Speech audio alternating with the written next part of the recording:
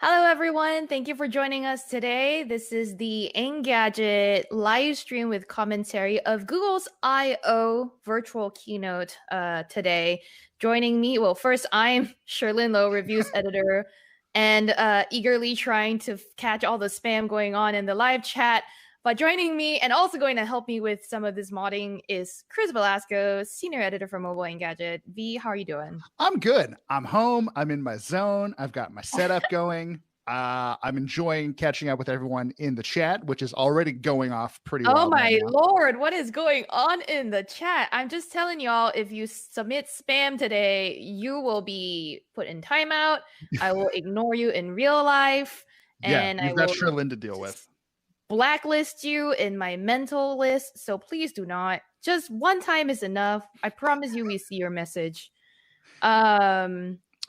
really, Please also don't send triggery messages with triggery words. That's all. I will say we are paying close attention to the chat. I do want to point out, don't block anything Calvin RR is saying, because he has said, "Share, please sing for us," and I think that would be a great way to spend the next 20 minutes until the beginning of the Google I/O 2021 keynote. I just want to say thanks to everyone that's already here and saying hi to us. I think Trevor Rayborn said, hey, it's great to see you. Sherlyn and Chris, our usuals, Mark Dell, Ray/Exception are here. But lots and lots of names we've never seen before. We're so excited you're here because we like to build our little Engadget squad tribe fam over here. But yes, you were talking about singing. I'm okay. If y'all have song requests. We have not been to karaoke since the pandemic started, and probably for a little while before that. So believe me, we, and specifically Sherlyn, are ready for it.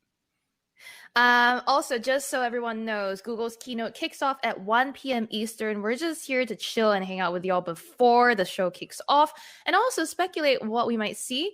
We know a lot of the people in the chat were already like, Android 12 beta, I hope it's today. I mean, traditionally, yeah, Google I/O is a place where the next version of Android has its public beta release, so we'll see.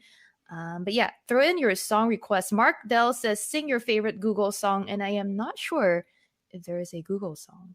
What is the Google song? I don't know if there's a Google song either, but I will say 1 year at Google I/O, like the intro song for the whole keynote was Wolfpack's Animal Spirits. And gosh darn, what a great way to start that show. I think I remember it now. I don't remember. You know what? It's all a blur. I know. I can poop twice a day. Yay is one of the people in the chat that we're familiar with. We've seen this name a lot. They say hi, Sherlyn, and hi, Eggman. Hey, we've got good to see Ranjan Jinka Ramakrishna says hello from Germany. I know a few people said hi from Sydney. There's Namaste from Nepal, from Best and Best. Hello, everyone. We appreciate you taking time to be here. There's people from Brazil apparently here as well. People from Poland. Now, let's address some actual Google related questions before we get to the potential singing. I can't remember the name now because y'all are moving too fast. Furious. Yeah. Yes. Someone asked, what are you most excited for, V? And then I want to get to some of the other more specific questions after this. I mean, there's a couple things I'm looking forward to. Obviously, this is going to be a big opportunity for Google to talk about Android 12. We know that it's been out in developer preview form since much earlier this year. I think as of right now, we're up to like developer preview 3. So there are, people have started to get a sense of what it sort of brings to the table. But this is always Google's chance to really kind of lay out its vision for what Android should be or what it's going to be capable of in the coming year. So I'd love to see that. And by the way, if anyone in the chat has used or is currently using the Android 12 developer preview, we'd love to kind of just get your take on it in the chat. I more than anything, I'm personally looking forward to seeing if there is actually any hardware. Historically, this would be the time of the year when you'd see like the Pixel 3a, I think, launched in the spring, and the 4a was obviously a little bit, that was a little later in the year. So yeah, we would like to see a Pixel 5a. I don't think that's happening at this show, but I'm hoping against hope. I'd love to learn more about Google's own sort of silicon initiatives, Whitechapel, the sort of Google developed chip that we're expecting to debut in the Pixel 6. If you're going to go whole hog on your own like architecture, would be nice if you started talking to developers about it. And this would be a great opportunity. But Sherlyn, what are you looking forward to?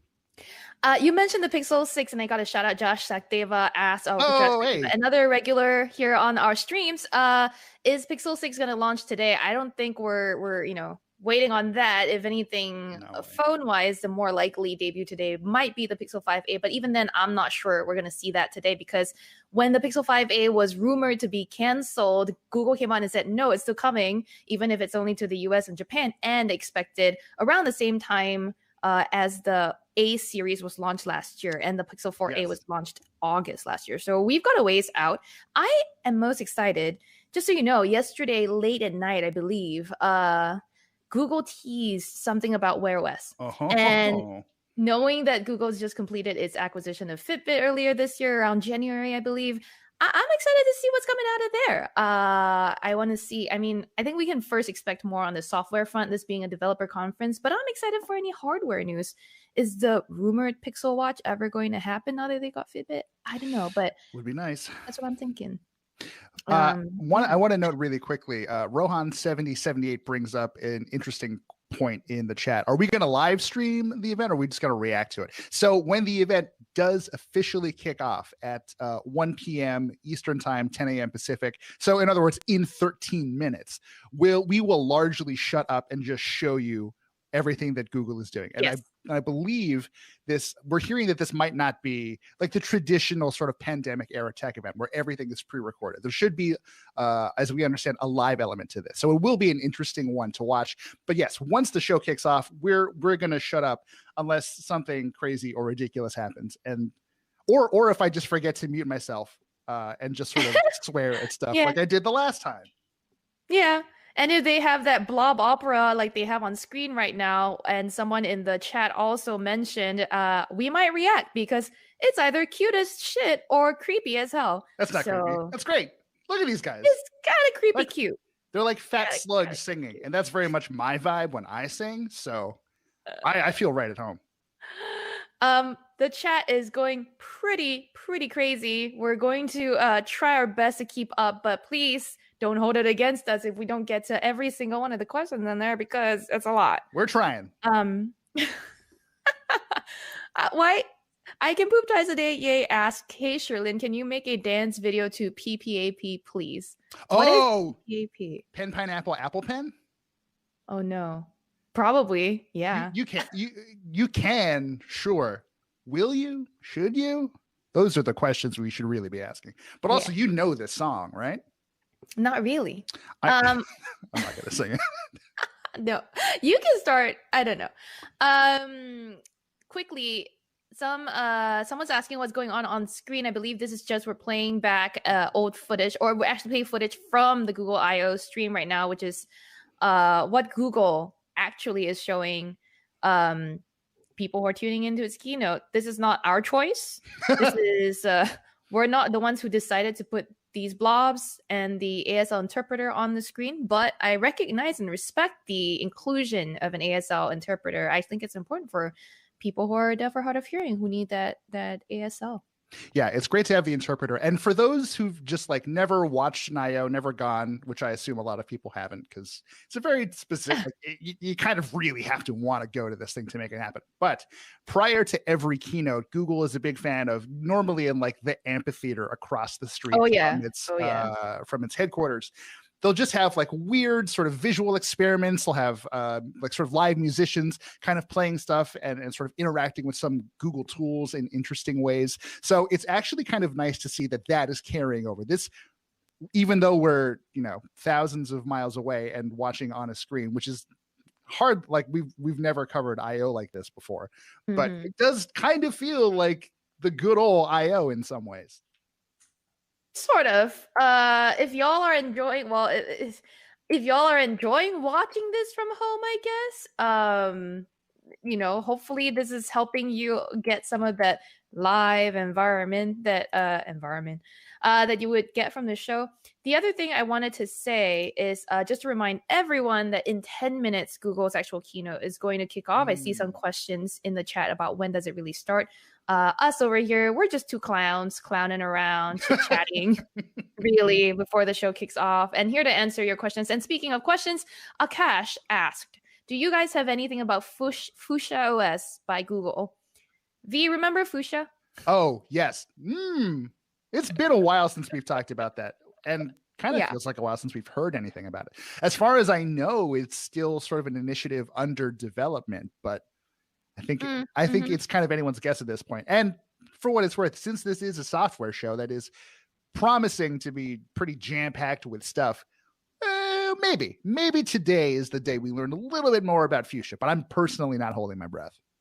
Yeah, also based on the schedule posted on Google's website, it looks like this keynote might last 2 hours. So honestly, if I were you, grab your snacks, do a toilet break before it kicks off. Unless, you're willing to walk away, which is fine. You probably won't miss a lot. And just to address some of the stuff in the chat as well, I understand some of you who know us a little bit better enjoy this little chatter that we have going on right now before the show, and some people don't. Some people might find it cringy, which is totally fair. Not everyone's going to love this. But hey, don't worry. We're not going to talk too much during the actual stream itself. We're just going to mostly be quiet unless there's something worth reacting noticeably to. Yeah. It is also worth noting, I should say, that this is also just what it's like when we hang out. So I guess, is it possible we're just like cringy in the same place? All right. Good insight to have about yourself. Yeah, exactly. I'm pretty self-aware that way. Aparajiv Srinivasan, I think, asked, what are your thoughts about the Whitechapel chip V? Have you been keeping up to date? Because I don't know much about it other than like the general project. Same is my problem. I've not heard too many specific things about it. And I'm hoping against hope that today is the day we finally kind of learn about it in full, but we shall see. If there's, we'll sort of bone up on stuff and kind of look into some of these things while the event is going on. So we'll follow up with some of these questions. The Fox N7, I believe, asked, how does Google I/O compare to Apple conferences? They believe that Apple conferences are really entertaining with a lot of announcements. That's the thing about Apple, is that it very much is kind of a cult of personality. Like, and I'm guilty of feeding into this too. Like, for whatever reason, when I go to an Apple event and I see like Craig Federighi's like perfectly coiffed hair from across the room, I'm like, oh, it's that guy.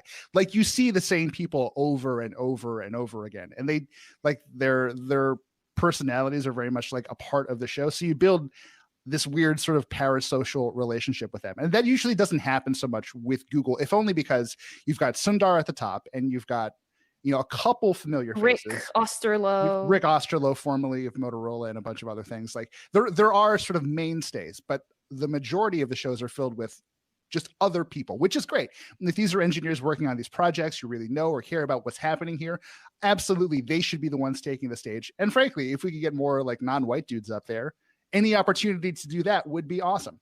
But yeah, it's definitely a different kind of show. And it is, I have to point out, Google I/O, if people are not aware, is a developer conference. So it's, if anything, more analogous to WWDC. So there will be fun. We were watching a blob opera for a little bit. There will be personality. It will be entertaining to watch. But at the end of the day, it is largely about the intricacies of Google software. So it's not going to be like the Samsung Galaxy A event, where it's all about Flash and talking directly to consumers and like selling people on that. It's going to be a bit more nuanced.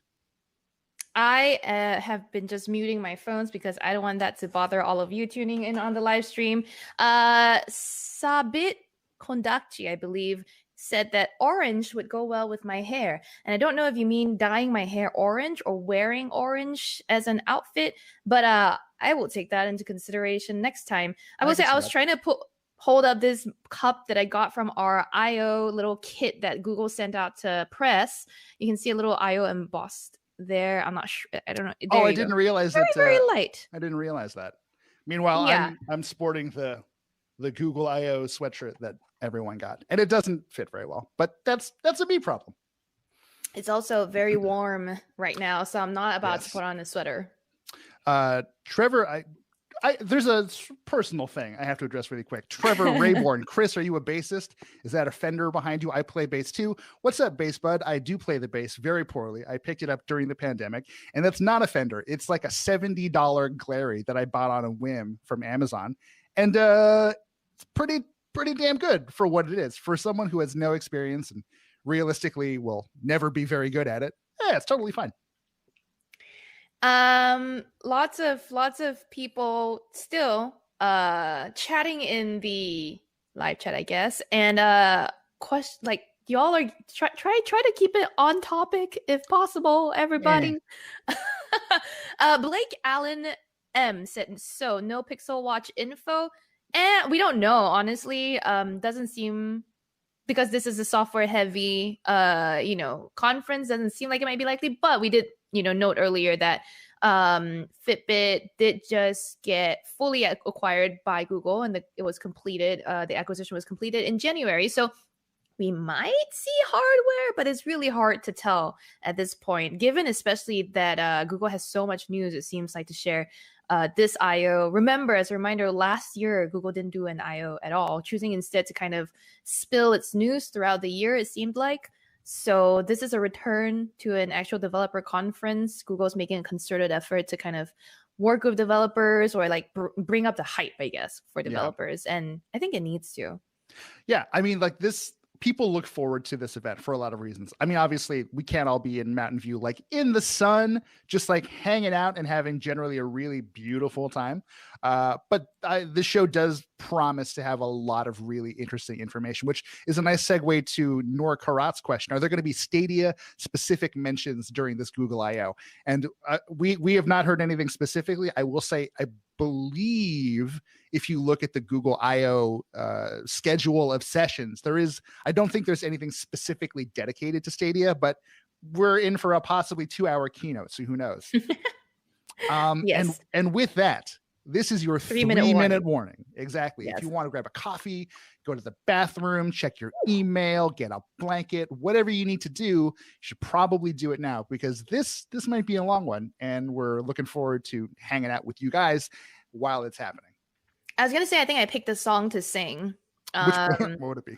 I was inspired by the mention of orange. I will sing Blue Dabba Dee Dabba Da. Okay. You know that song? Yeah, everyone our age knows that song. That song was inescapable. Do you want to harmonize with me? There's no harmony in that why song. Am I shy now? There's no harmony in that song. It's one person. Blue, dabba dee, dabba da. This is like freaking not even my like range or my good, like I'm a belter. So y'all need to like come hear me sing Shallow or something. I don't know. Oh God. All right, that's about it. I didn't want to make it more cringe than that. I know, like let's not be too cringy. No, we should lean into it. Let's get cringe as hell. No, you know how cringy we get? We more often sing Les Mis. Oh, you know what would be nice? One day, if we got Julian Chikatsu from Wired. From Wired, good friend, tall drink of water. He does one of the best renditions of that song from Les Mis, whose name I can't remember. But I would love to have him on a stream one day and just belt stuff and also talk tech. Someone I think on the stream also mentioned singing a Rickroll song, but I have been informed by our executive editor Aaron Supports to not turn Engadget into a platform to launch my singing career. No, I have fully taken note of that. You can't control that, Aaron. But here we go. We can sing Rickroll, right? I'm never gonna give you up. There you go. I can't also sing too much because we're going to get into like licensing issues. I will say, if anyone actually wants to see Sherlyn sing, and me too for that matter, after this, there is a video from MWC 20. Oh no, don't do that. Okay. We're a minute out. Let's refocus and bring it back to Google. Lots and lots of questions from y'all about any DeepMind announcements, any Google Assistant updates. Honestly, will Google and Microsoft come over the Apple M1 competition? You guys have a lot of big questions. Any updates on the Google Nest Mini or Nest Hub? Is it possible today? We won't know, but it looks like the keynote is going to kick off very soon. It is 1 p.m. Eastern. I would say watch it with us. We'll be quiet during the stream, but also check out Engadget.com, where our team is going to actually be posting news as it happens live. So if you'd rather read instead of watch, go for it.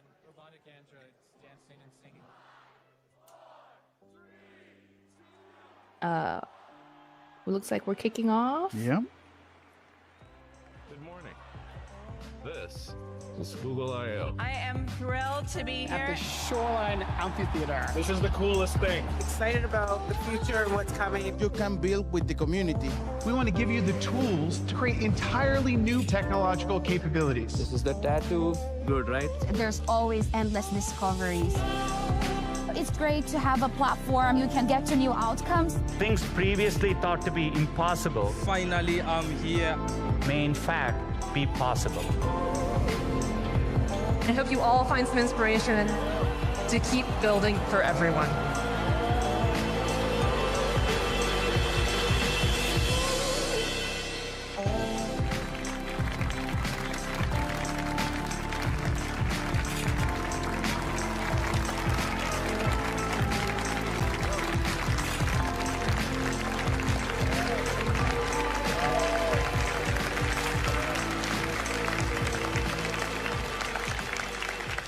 Good morning, everyone. It's great to be back at I/O. We are coming to you live from our campus here in Mountain View. Of course, it's not quite the same without our developer community sitting here in person. It's another reminder of the times we are living in. The pandemic has brought us together in a shared experience for more than a year. But now we are seeing that common experience diverge. In some places, people are beginning to live their lives again as cases decline. Other places like Brazil and my home country of India are going through their most difficult moments yet. We are thinking of you and hoping for better days ahead. COVID-19 has deeply affected every community. It's also inspired coordination between public and private sectors and across international borders. At Google, we launched products and initiatives to help one another through this time, to help students and teachers continue their learning from anywhere, to help small businesses adapt and grow, and to get emergency relief and vaccines to communities in need. We work closely with many nonprofit organizations around the globe, and you can go to the link behind me to support their excellent work. At Google, the most fundamental way we help is by providing access to high-quality information. Authoritative information from 170 public health organizations around the world, including the CDC, the FDA, and the WHO. We're also focused on helping people find accurate information about vaccines, including the hours and locations for vaccine sites in many countries on Google Maps and Search. COVID-related information has been viewed hundreds of billions of times across our products and platforms. It continues to help people make decisions and keep their families safe. I/O has always been a celebration of technology and its ability to improve lives. And I remain optimistic that technology can help us address the challenges we face together. So in that spirit, let's get started. At Google, the past year has given renewed purpose to our mission to organize the world's information and make it universally accessible and useful. We continue to approach that mission with a singular goal: building a more helpful Google for everyone. That means being helpful in moments that matter, and it means giving you the tools to increase your knowledge, success, health, and happiness. Sometimes it's about helping in little moments that add up to big changes. Recently, we added 150,000 kilometers of bike lanes in Google Maps. We're also introducing 2 new features. First, new eco-friendly routes. Using our understanding of road and traffic conditions, Google Maps will soon give you the option to take the most fuel-efficient route. At scale, this has potential to significantly reduce car emissions and fuel consumption. Second, safer routing.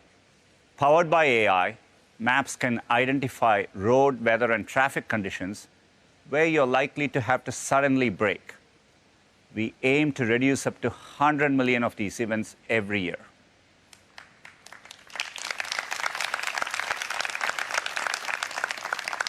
Sometimes it's about helping in the big moments, like helping 150 million students and educators keep learning over the last year with Google Classroom, or keeping students connected with affordable laptops.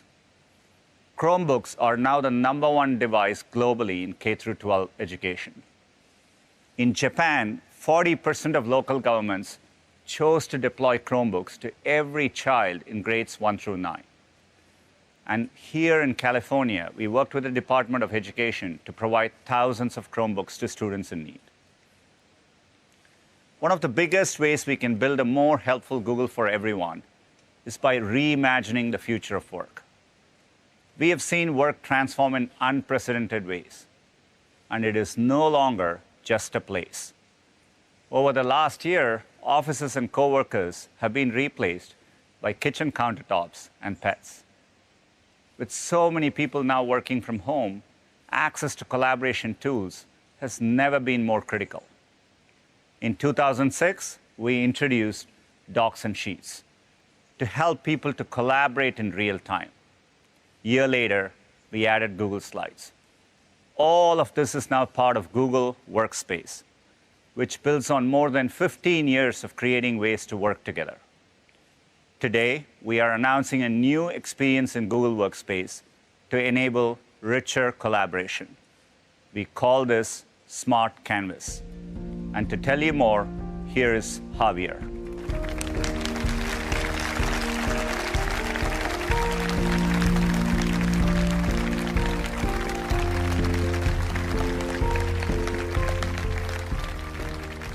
Thanks, Sundar. And good morning, everybody. With Smart Canvas, we're bringing together the content and connections that transform collaboration into a richer, better experience. For over a decade, we've been pushing documents away from being just digital pieces of paper and toward collaborative, linked content inspired by the web. Smart Canvas is our next big step. Let's see how a distributed team uses Smart Canvas to plan an important marketing campaign. The launch date is just 2 months away, so Adu starts a document and quickly adds a brainstorm table. With app mentions, he pulls in the right people and generates a checklist to assign action items. These simple actions connect the team's plan to people, dates, and tasks, making their collaboration richer and more effective as they drive toward their launch. Now that he's shared the document, everyone starts dropping in their ideas. As they continue to brainstorm, the assisted writing feature suggests that they change the word chairman to chairperson in the document to avoid a gendered term. New assisted writing capabilities in Google Workspace offer suggestions so you can communicate more effectively. Not only are we helping with language suggestions, we're also making it easy to bring the voices and faces of your team directly into the collaboration experience to help them share ideas and solve problems together. Up to now, Adu and his team have been collaborating in the doc and scheduling separate Google Meet calls to review their progress. But starting today, you can easily present the doc, sheet, or slide you're working on directly into a Google Meet call. Now Adu can join his colleagues with just one click. And this fall, we're excited to bring Meet directly into docs, sheets, and slides for the first time.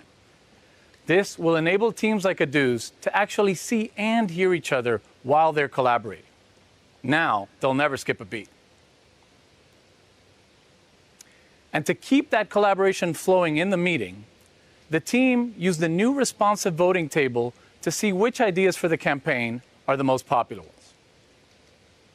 With all the progress they've made together, Adu's initial document has evolved into a highly interactive, always up-to-date, actionable plan. And the team stayed connected every step of the way. That's the power of Smart Canvas. 2 months later, it's time to launch the new campaign. Adu and his team are joining from offices, from home, and everywhere in between, connecting across time zones and continents. To help both office and remote teammates remain an equal part of the conversation, no matter where they are, we're launching Companion Mode in Google Meet. Companion Mode gives each of Adu's teammates in the office their own video tile, so they can stay connected to their remote colleagues and everyone can participate in polls, chat, and Q&A in real time. Companion Mode is coming to Google Meet later this year. Teammates can also be heard wherever they work with noise cancellation powered by the best of Google's AI. And machine learning in Google Meet to automatically adjust camera zoom and lighting, ensuring that everyone can be seen across all environments. We've also made it easier to customize views and share content so teams can focus on what matters most in the moment. This means that when Adu presents to the rest of his team, he can easily arrange people's faces to gauge their reactions while staying focused on his content. And his colleagues across the globe can follow along with live captions, even translations, into their native languages. When Adu finishes his presentation, he doesn't feel separated by time zones or languages or the devices his team is using. Instead, with Google Meet's immersive experience, he feels connected and in the moment. With Smart Canvas and these powerful enhancements to Google Meet, we're transforming collaboration in Google Workspace to help people succeed at work, at home, and in the classroom. Previously, the fully integrated experience in Google Workspace was available only to our customers, but it will soon be available to everyone, from college students to small businesses to friends and neighbors wanting to stay connected and get more done together. Stay tuned for more details in the coming weeks. And now, I'll hand it back to Sundar.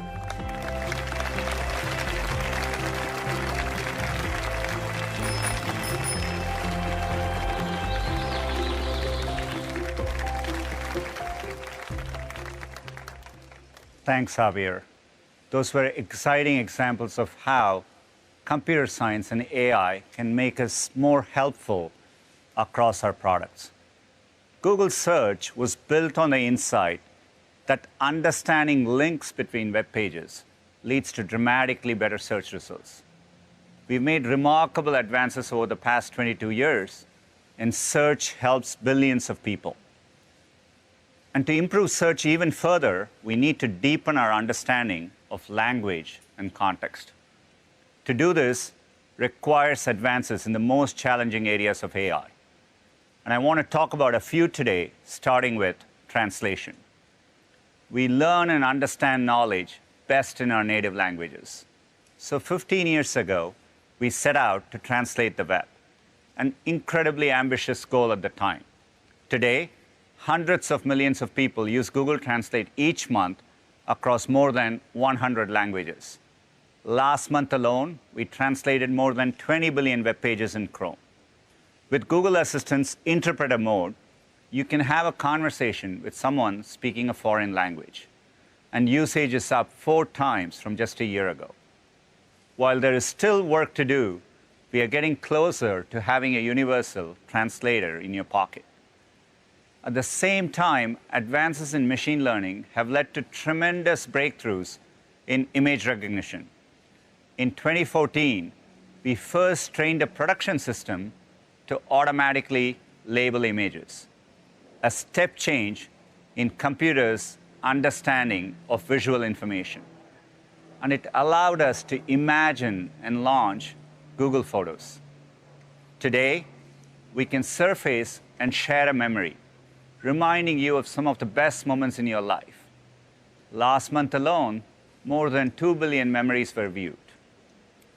Image recognition also means you can use Google Lens to take a photo of a math problem. Wish I had this when I was in school. Lens is used more than 3 billion times each month. We can now be as helpful with images as we are with text. Machine learning has also improved how computers comprehend and communicate with human voices. As Javier shared, that's why we can caption conversations in Google Meet, and why Live Caption on Android can automatically caption anything running on your smartphone locally. It generates 250,000 hours of captioning every day. Breakthrough technology from DeepMind called WaveNet increased the quality of computer-generated speech, leading to more natural and fluid interactions. WaveNet allowed us to create and deploy 51 voices across Google Assistant. Together, the advances in AI I just spoke about across translation, images, and voice improved the search experience for billions of people. They also enabled us to make a huge leap forward in how computers process natural language. In 2017, we first introduced the world to transformers, a novel machine learning approach for better natural language understanding. Transformers became the foundation for many other breakthroughs, like AlphaFold and BERT, which we introduced in 2019. BERT considers the full context of a word by looking at the words that come before and after, leading to one of our most significant quality improvements across Google Search, and enabling us to respond to queries with more helpful answers. In this case, realizing that the question was about parking on a hill without a curb. We have revolutionized the ability of computers to understand natural language.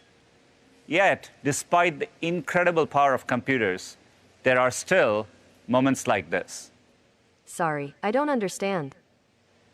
This is because language is endlessly complex.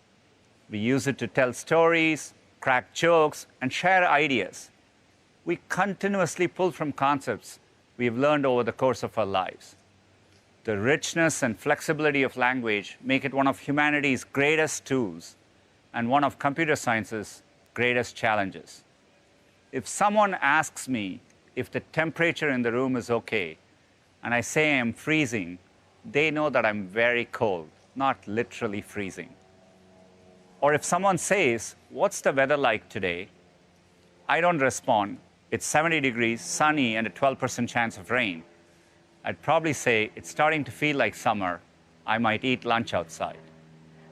Sensible responses keep conversations going and allow them to end up in a completely different place from where they started.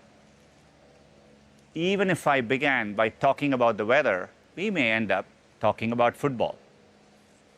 Today, I'm excited to share our latest breakthrough in natural language understanding, LaMDA. It's a language model for dialogue applications, and it's open domain, which means it's designed to converse on any topic. And while it's still in research and development, we've been using it internally to explore novel interactions.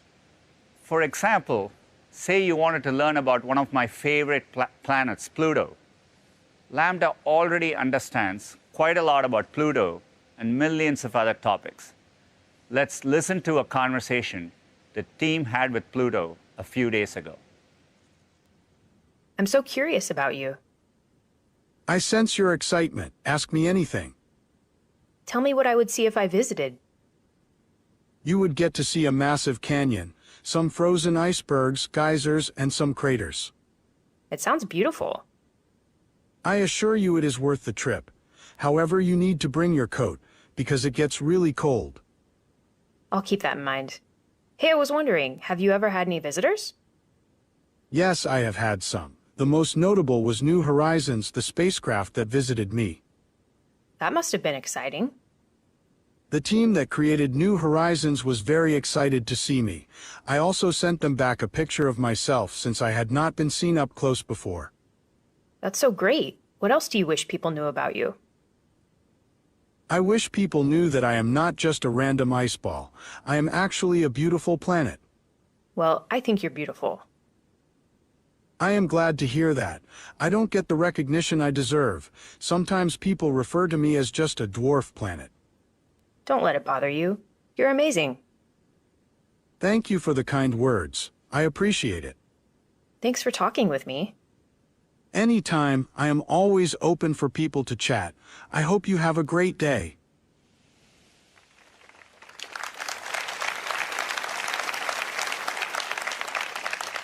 I spent some time with my son conversing with Pluto, and it's magical. We had a lot of fun learning about space together. Let's break down what made it feel so natural. First, learn concepts. As you saw, the model talked about the New Horizons spacecraft and the coldness of space. LaMDA synthesized these concepts from its training data. These concepts were not hand-programmed in the model. Because none of the responses were predefined, LaMDA answered with sensible responses, keeping the dialogue open-ended. Natural conversations are generative, and they never take the same path twice.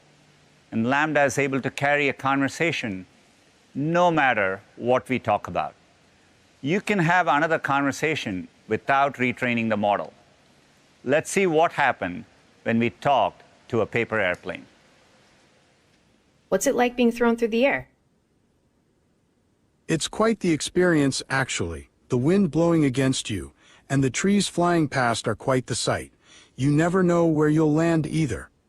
What's the worst place you've ever landed? That would have to be in a puddle. I was just barely still intact, so I was stuck there for a few minutes. It was quite annoying. Oh, that sounds awful. Were you able to fly again? Thankfully, I was. I had a few minor injuries to my wing, but you can't really tell unless you know what to look for. What's the secret to a really good paper airplane? Well, my good friend, I must first ask you to specify what you mean by good. Some may think it's how far it goes, some may think it's how straight it goes, and some may think it's how flat it lands. So what do you think? I care the most about distance. Then I would have to say a nice wide wingspan is what you'll want. Also, the paper needs to be really firm. What's the farthest you've ever flown? I've flown over about 1,500 feet. The wind was perfect that day. Wow, that's really far. That must have been quite a throw. It was. I was actually thrown from a hot air balloon, believe it or not. That's so cool. What did the world look like from out there? It's actually a lot different than it looks from the ground. The world is so large with its vast oceans and mountains. It really puts things into perspective. Yeah, it's important to keep perspective. Hey, I'm wondering, do you have anything you want to share with the people that are watching at home? I do. I just want them to know that if the wind is perfect, and you're made of the right materials, you can go absolutely anywhere.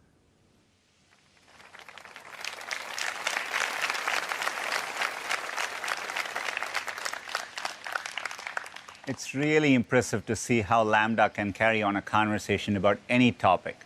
It's amazing how sensible and interesting the conversation is. Yet, it's still early research, so it doesn't get everything right. Sometimes, it can give nonsensical responses, imagining Pluto doing flips, or playing fetch with its favorite ball, the moon. Other times, it just doesn't keep the conversation going.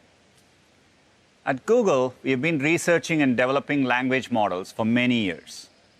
We have focused on ensuring LaMDA meets our incredibly high standards on fairness, accuracy, safety, and privacy.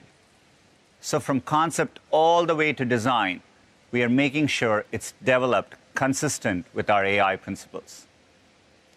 We believe LaMDA's natural conversation capabilities have the potential to make information and computing radically more accessible and easier to use.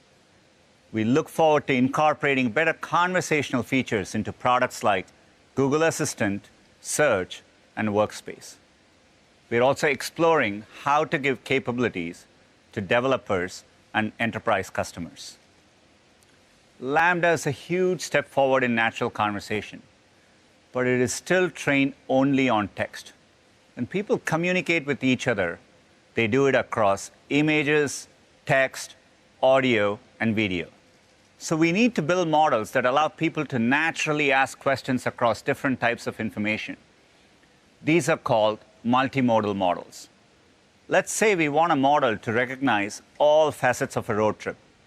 That could mean the words road trip written or spoken in any language, images, sounds, and videos, and concepts associated with road trips, such as weather and directions.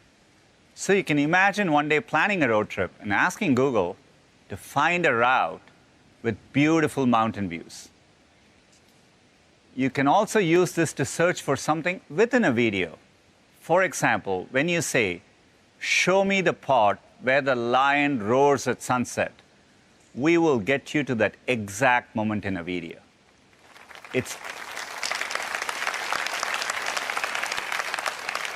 still early days, but later on in the keynote, you'll hear from Prabhakar about the progress we are making towards more natural and intuitive ways of interacting with search.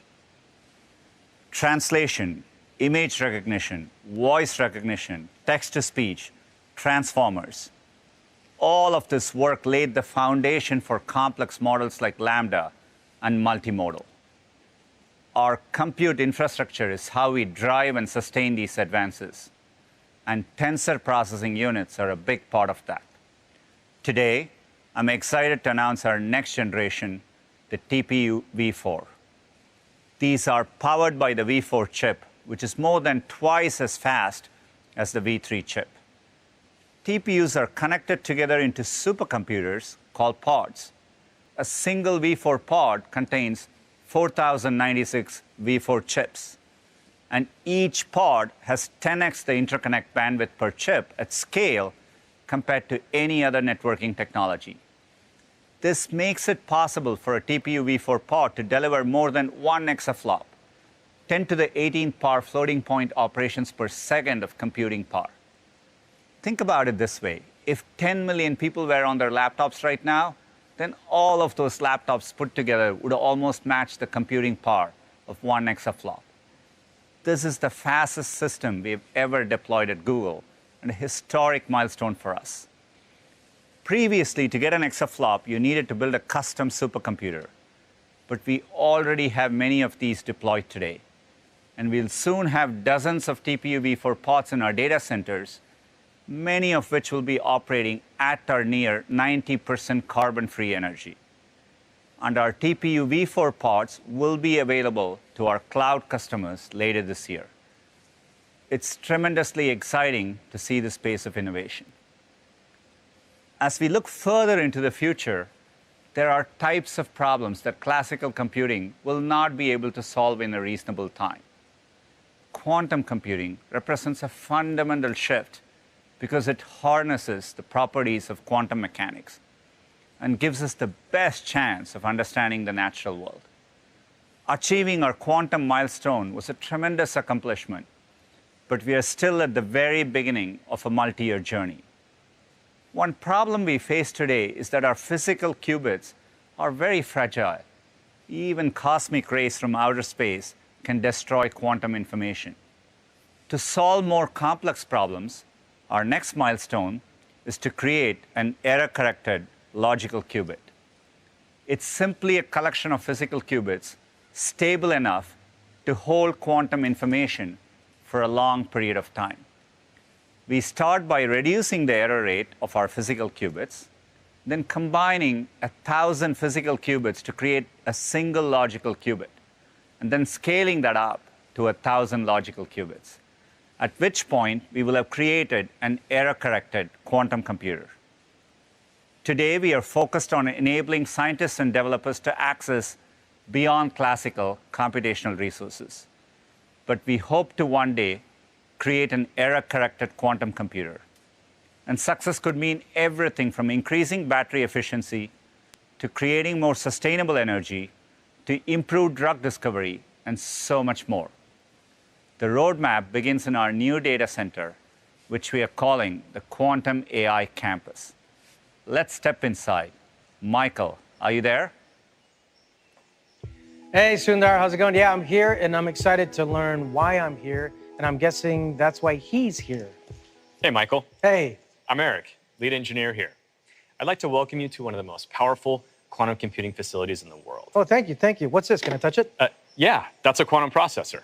And inside are these actual physical qubits. Oh, hey, little guy. Qubits are the fundamental building blocks of quantum computers, but they're incredibly fragile. Oh. Even the tiniest particles can disrupt their operation. Right. Which is why we work so hard to create the optimal environment to keep them stable. Right, and I'm guessing the optimal environment doesn't include, like, Cheeto dust. So I'm just going to put this puppy right back. Thanks. Let me show you where the clean ones go. Cool. So we built this campus to inspire all of our quantum mechanics and to show the world what the future of computing looks like. Good for you, dude. Look at you, dude. Thanks. That's a cool lamp. It's not a lamp. This is actually a cryostat, and you're looking at the inside of a quantum computer. Wow, cryostat. I love that word, cryostat. I'm guessing people want to know, what makes a cryostat a cryostat? Eric? Well, everything you see here, from the wiring to the aluminum, copper, and gold metal stages, have been chosen to create a cold and quiet environment for our quantum processors to operate. Right. And in English? It's a fridge for our qubits. Right. And how cold are we talking about? We approach near absolute zero, 10 millikelvin to be precise. Wow. Which means that parts of our lab are some of the coldest places in the universe. Wow, colder than Canada? Yeah, colder than Canada. Well, it's not just temperature that's important. In fact, we want to remove all distractions from our qubits. Right. Including unwanted electrical and magnetic signals. Yeah. Who wants that, right? Well, let me show you what the final product looks like. Is this a cryostat? No, that's not a cryostat. What about this? Is this a cryostat? That's not a cryostat. No? This is a cryostat. Nice. In fact, this is a fully assembled quantum computer. Yeah? So where's the keyboard? Well, there's no keyboard, but it contains everything you've just seen inside and custom control electronics, all of which were designed and built by our team here at Google. Wait. Is this a Bob Ross? Is he on the team? Tell me he's on the team. He's not on the team. Okay. But this mural is our homage to Mother Nature. See, quantum is the language of nature, and we're learning to speak it here. It will enable us to run precise simulations of the natural world, unlocking answers that would otherwise remain unknown. Okay, so let me see if I get this right. Okay, so these qubits are really smart, right? But they're really picky about their work environment, so you gotta put them in a lamp, right? But even then, they're like, no, I don't want anybody eating any Cheetos around me. And they're like, I'm sorry, okay, I didn't know, right? So then you gotta wrap them in like this Bob Ross blanket of love, right? And then you keep them there until they can tell us how to think like the Earth. Am I right? Yeah, it's pretty close. Okay, you know what this is? This is the power button, and I want to start it. We're not quite there yet. I'm glad you're on board. Okay. To date, we've reached the first milestone, beyond classical computational capabilities. This is us. Yeah, we're here. Everything you've seen here today is what we're using to build to our next milestone, an error-corrected logical qubit. Right. And from there, we'll tile thousands of those together to reach our ultimate goal, an error-corrected quantum computer. Right, that's my goal too. Well, you're in luck. We're building a team to assemble all the right ingredients, all right here in the Quantum AI campus that you just helped us unveil. So thank you very much, Michael. No, you know what? Thank you, and thank you for everyone that's joining us. I want to leave you with a couple of my favorite words that I just learned. One of them being qubits, cute qubits, cryostat, right? And melon chilies. Sundar, it was a pleasure doing science with you.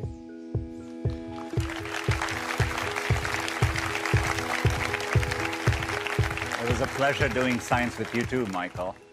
We recognize that building an error-corrected quantum computer will be incredibly challenging.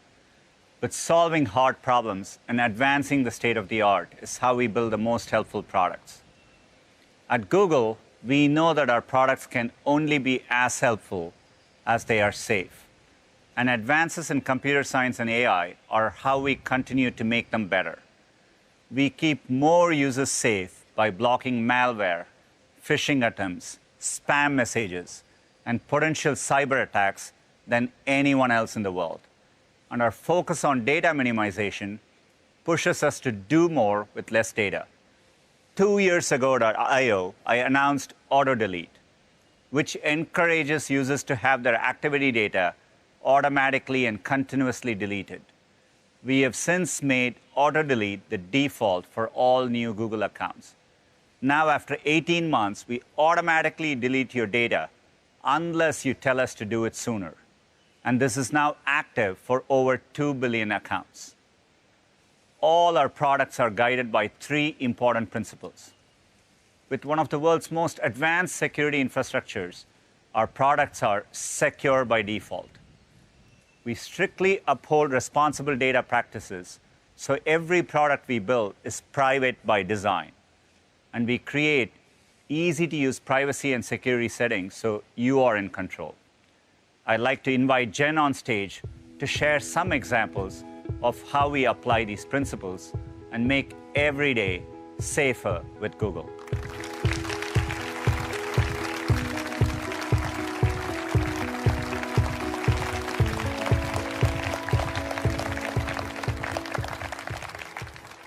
Thanks, Sundar. We believe that protecting your privacy starts with the world's most advanced security.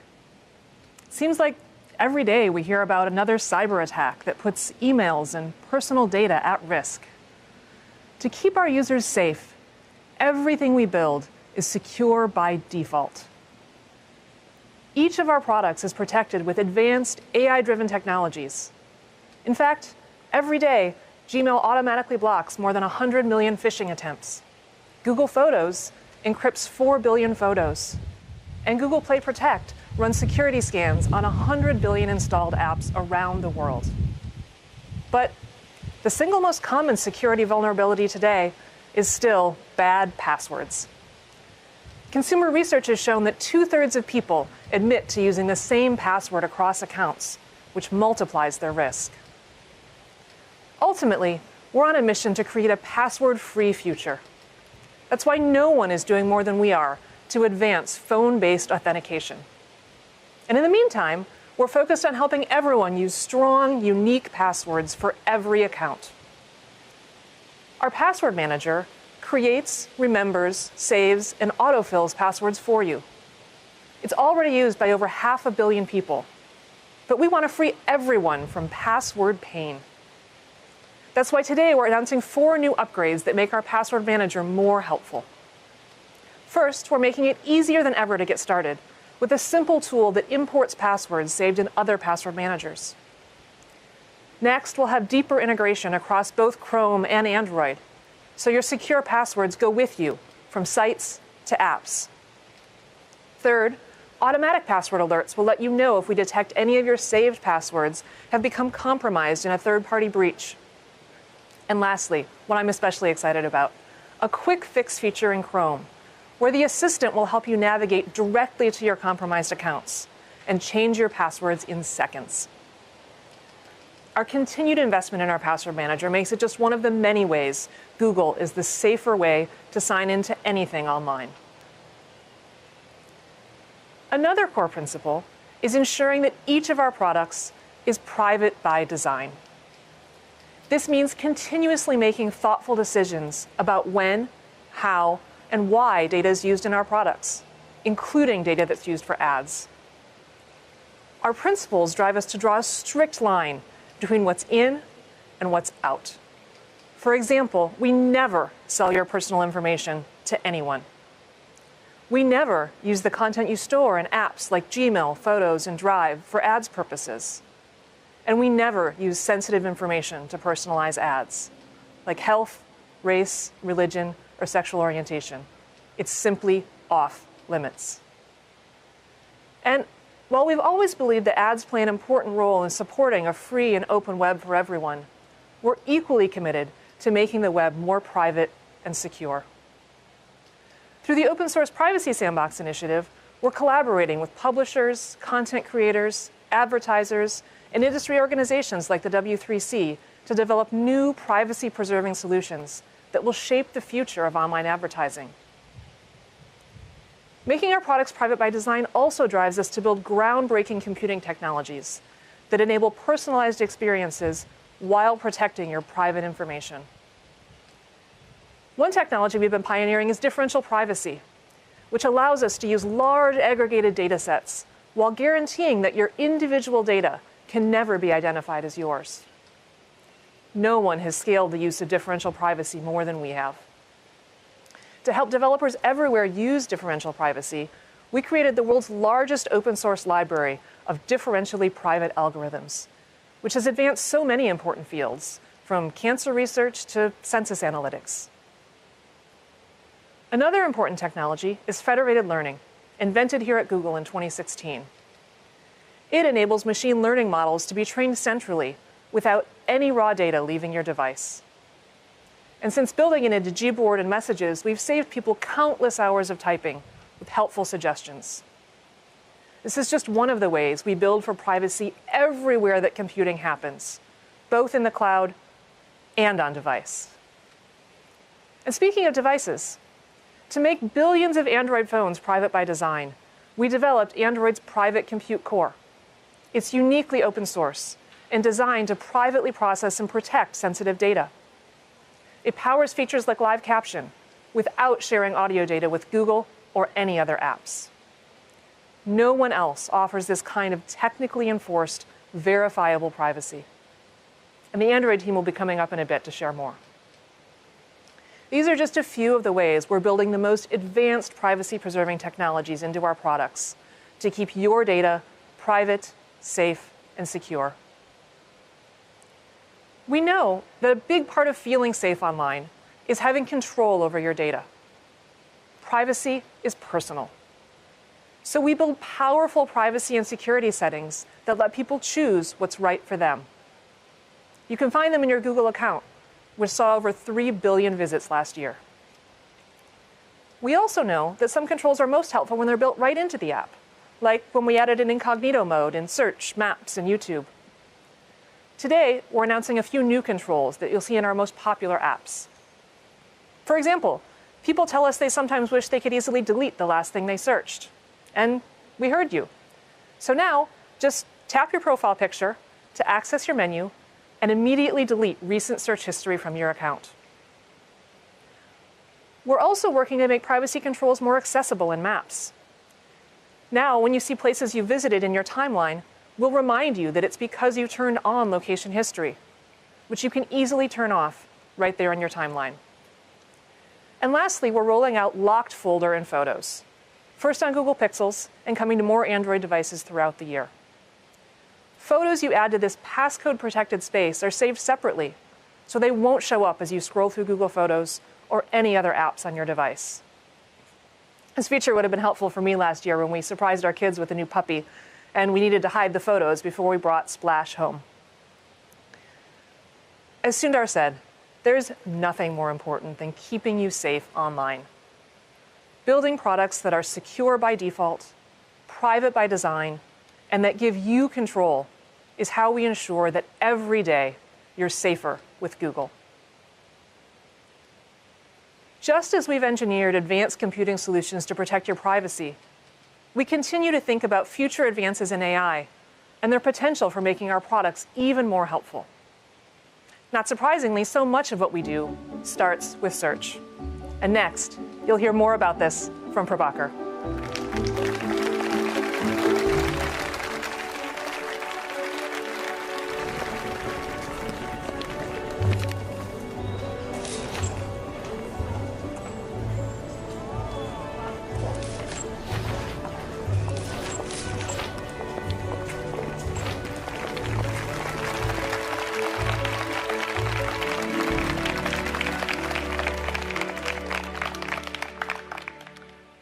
Thanks, Jen.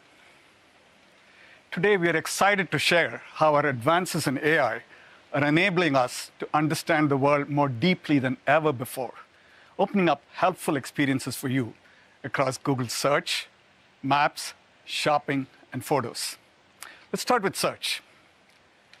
20 years ago, Google was just 10 blue links, connecting people to the information they needed from the millions of web pages out there. Since then, we've continued to innovate to understand new forms of information like images, videos, places, and more. All of this is in pursuit of our mission to make information accessible and useful. As Sundar mentioned, early research with LaMDA and multimodality is pushing the boundaries of natural language understanding.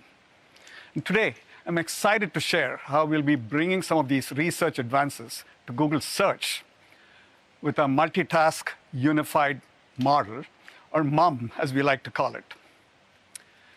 Like BERT, it's built on the transformer architecture, but it turns up the dial. You see, MUM is 1,000 times more powerful than BERT. But what makes this technology groundbreaking is its ability to multitask in order to unlock information in new ways. Here are a few tasks it can handle at the same time. It can acquire deep knowledge of the world. It can understand language and generate it too. It can train across 75 languages at once, unlike most AI models, which train on one language at a time. And then, what makes MUM even more amazing is that it's multimodal, which means it can simultaneously understand different forms of information, like text, images, and video. We've already started some internal pilots to see the types of queries it might be able to solve and the billions of topics it might help you explore. Let me show you what I mean. Let's say you're an avid hiker planning your next adventure. You might ask, I've hiked Mount Adams, and now want to hike Mount Fuji next fall. What should I do differently to prepare? This is a question you could casually ask a friend, but search engines today can't answer it directly because it's so conversational and nuanced. MUM is changing the game. With its language understanding capabilities, it would know you're looking to compare two mountains and also understand that prepare could include things like fitness training for the terrain and hiking gear for fall weather. Then, it's able to surface useful insights based on its deep knowledge of the world. Here, it's highlighting that Mount Fuji is roughly the same elevation as Mount Adams, but fall is the rainy season on Mount Fuji, so you might need a waterproof jacket. It would also give you pointers to go deeper on topics, like how to prepare the right gear with articles, videos, and images from across the web. Now, a huge limitation of accessing information is the language it's written in. If there are insights about Mount Fuji in Japanese, you might not know they exist if you don't search in Japanese. But Mum can transfer language across multiple languages to give you a richer, more comprehensive answer. But it doesn't stop there. Because Mum is multimodal, it can understand different types of information simultaneously. So now imagine taking a photo of your hiking boots and asking, can I use these to hike Mount Fuji? Mom would be able to understand the content of the image and the intent behind your query, let you know that your hiking boots would just work fine, and then point you to a list of recommended gear in a Mount Fuji blog.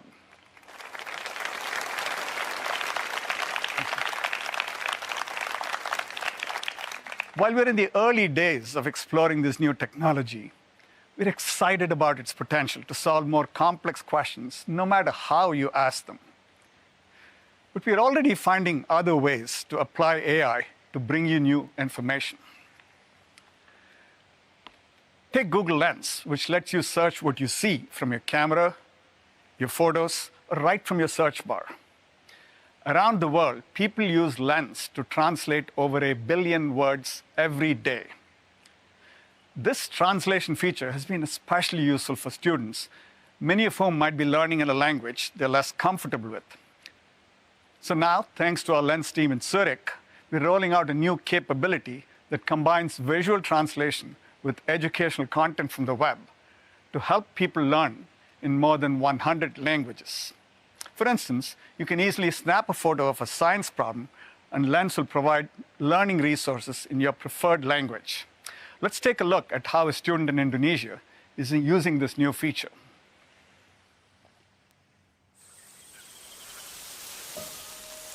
Nama aku Siti Lutfisa, dipanggil Mamai. Aku kelas 9 SMP. Tentunya aku ingin menjadi ahli bahasa dan seorang dosen bahasa Inggris. Tapi kegiatan belajar di masa pandemi ini untuk aku sendiri agak lebih susah. Orang tuaku juga tidak bisa bahasa Inggris. Jadi, mereka tidak bisa bantu aku kalau kesulitan.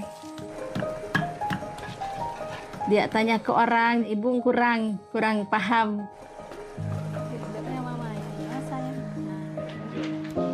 Google Lens memudahkan kegiatan belajar di rumah. Misalnya aku mendapat tugas pelajaran matematik yang bertuliskan bahasa Inggris. Gak hanya translate, dari situ aku juga bisa terhubung dan langsung mencari tahu apa terjemahan dan solusi untuk mengerjakan pelajaran matematika itu.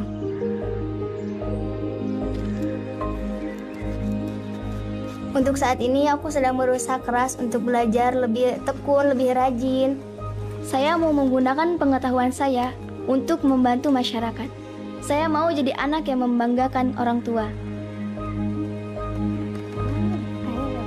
Iya, senang. Ibu senang sekali belajar tidak pantang menyerah gitu.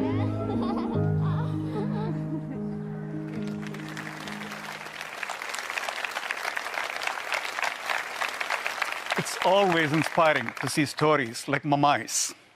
And it brings to life the power of visual information, especially for learning. That's why we brought augmented reality to search 2 years ago at I/O to help you explore concepts visually up close and in your space. You might remember the shark that joined us on stage.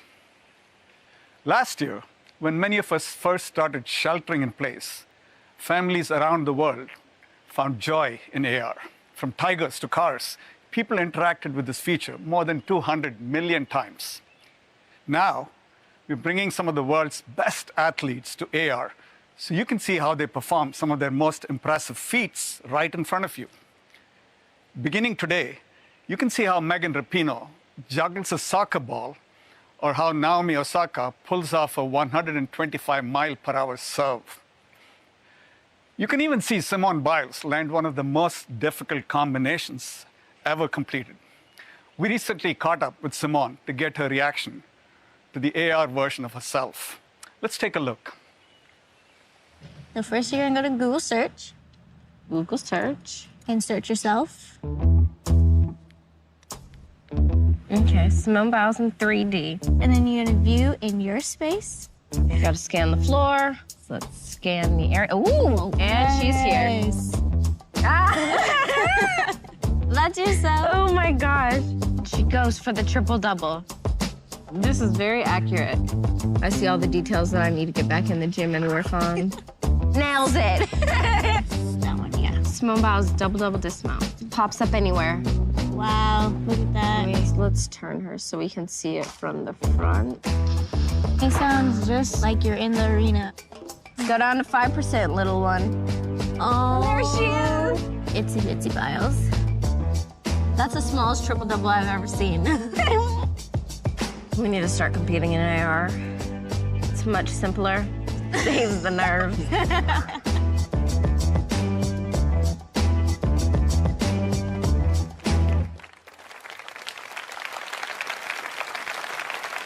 No matter how many times I see that, I still think it's pretty incredible. Innovations like MUM, Lens, and AR are part of our quest to make information more helpful.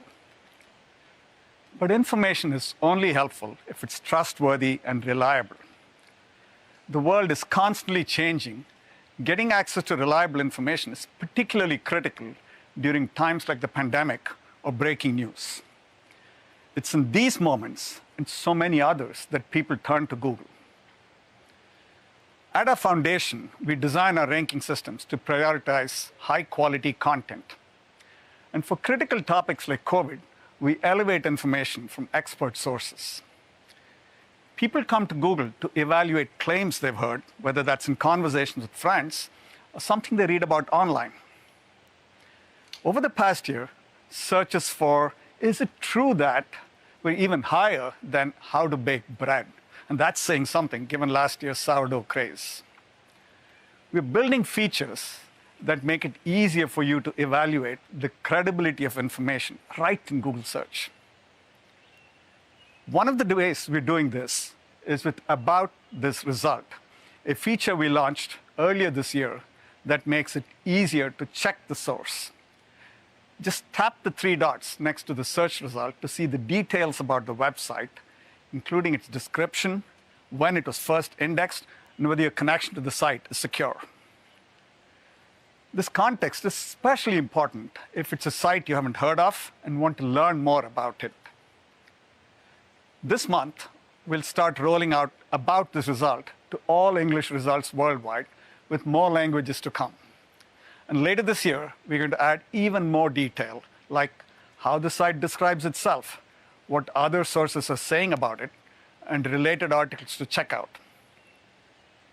This is part of our ongoing commitment to provide you with the highest quality of results and help you evaluate information online.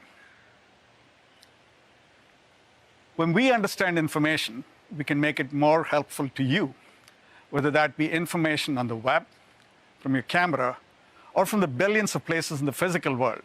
And to hear more about how AI is powering our most helpful map ever, here's Liz.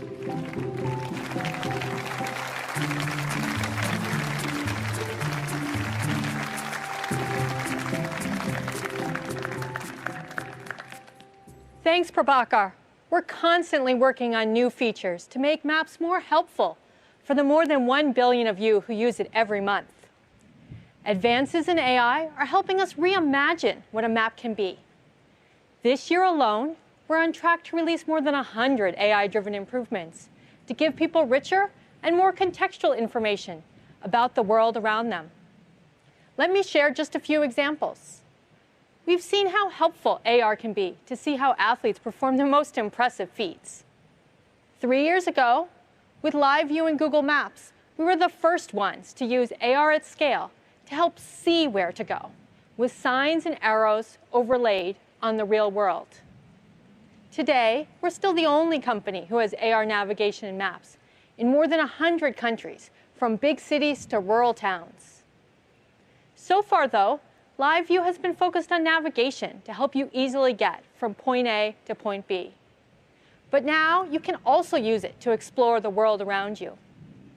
You'll be able to access Live View right from the map and instantly see details about the shops and the restaurants around you, including how busy they are, recent reviews, and photos of those popular dishes. This is possible because we match what your camera sees, with millions of businesses sharing rich information on Google Maps. In addition, there are a host of new features coming to Live View later this year. First, we're adding prominent virtual street signs to help you navigate those complex intersections. Second, we'll point you towards key landmarks and places that are important for you, like the direction of your hotel. Third, we're bringing it indoors to help you get around some of the hardest to navigate buildings, like airports, transit stations, and malls. Indoor Live View will start rolling out in top train stations and airports in Zurich this week, and will come to Tokyo next month.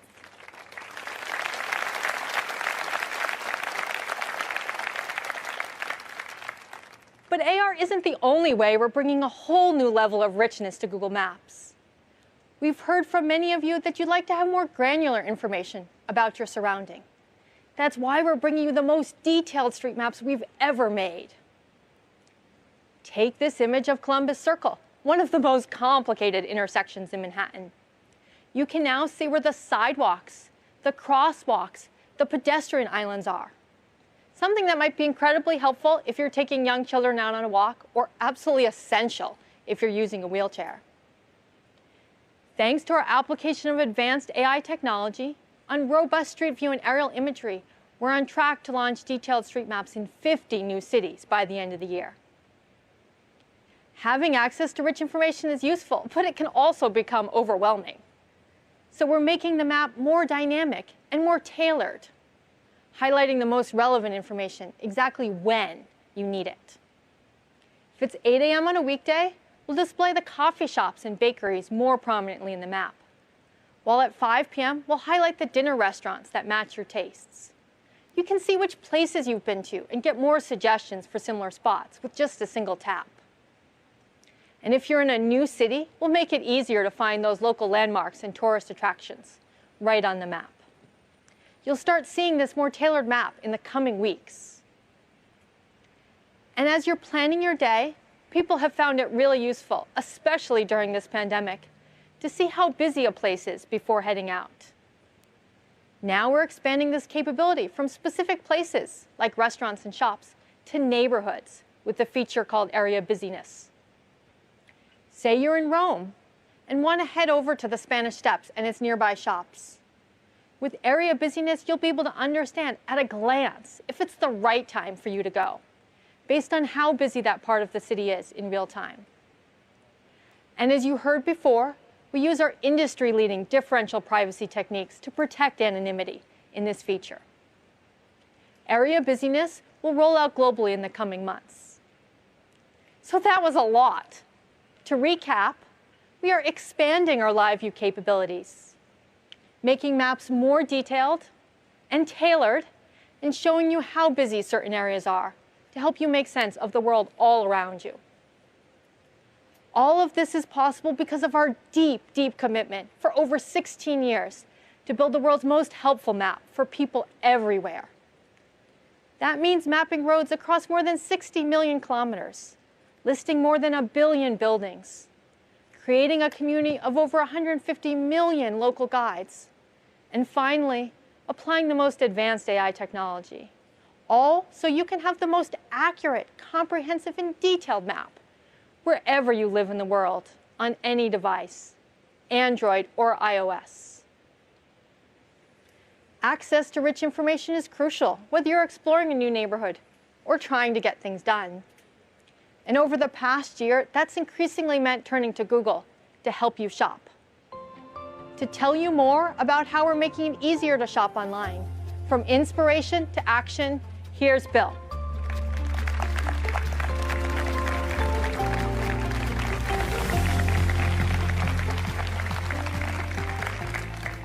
Thanks, Liz.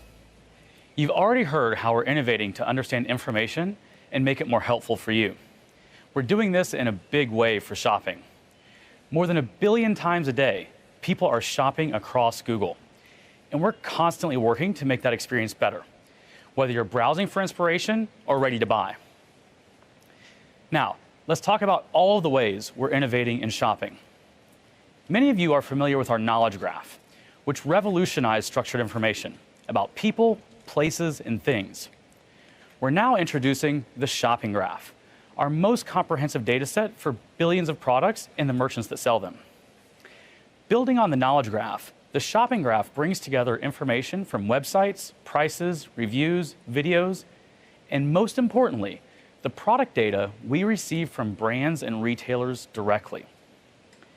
Because the shopping graph knows about so many products, we can connect users with over 24 billion listings to buy those items from millions of merchants across the web, helping you find more of what you're looking for from a broader range of sellers, and giving you just as much or more choice in the digital world as you have in the physical world. The best part is that the shopping graph spans across Google, making it easier to go from inspiration to purchase no matter where you are. Let's see how this comes to life across shopping moments, from Lens to Search, Photos, YouTube, and Chrome.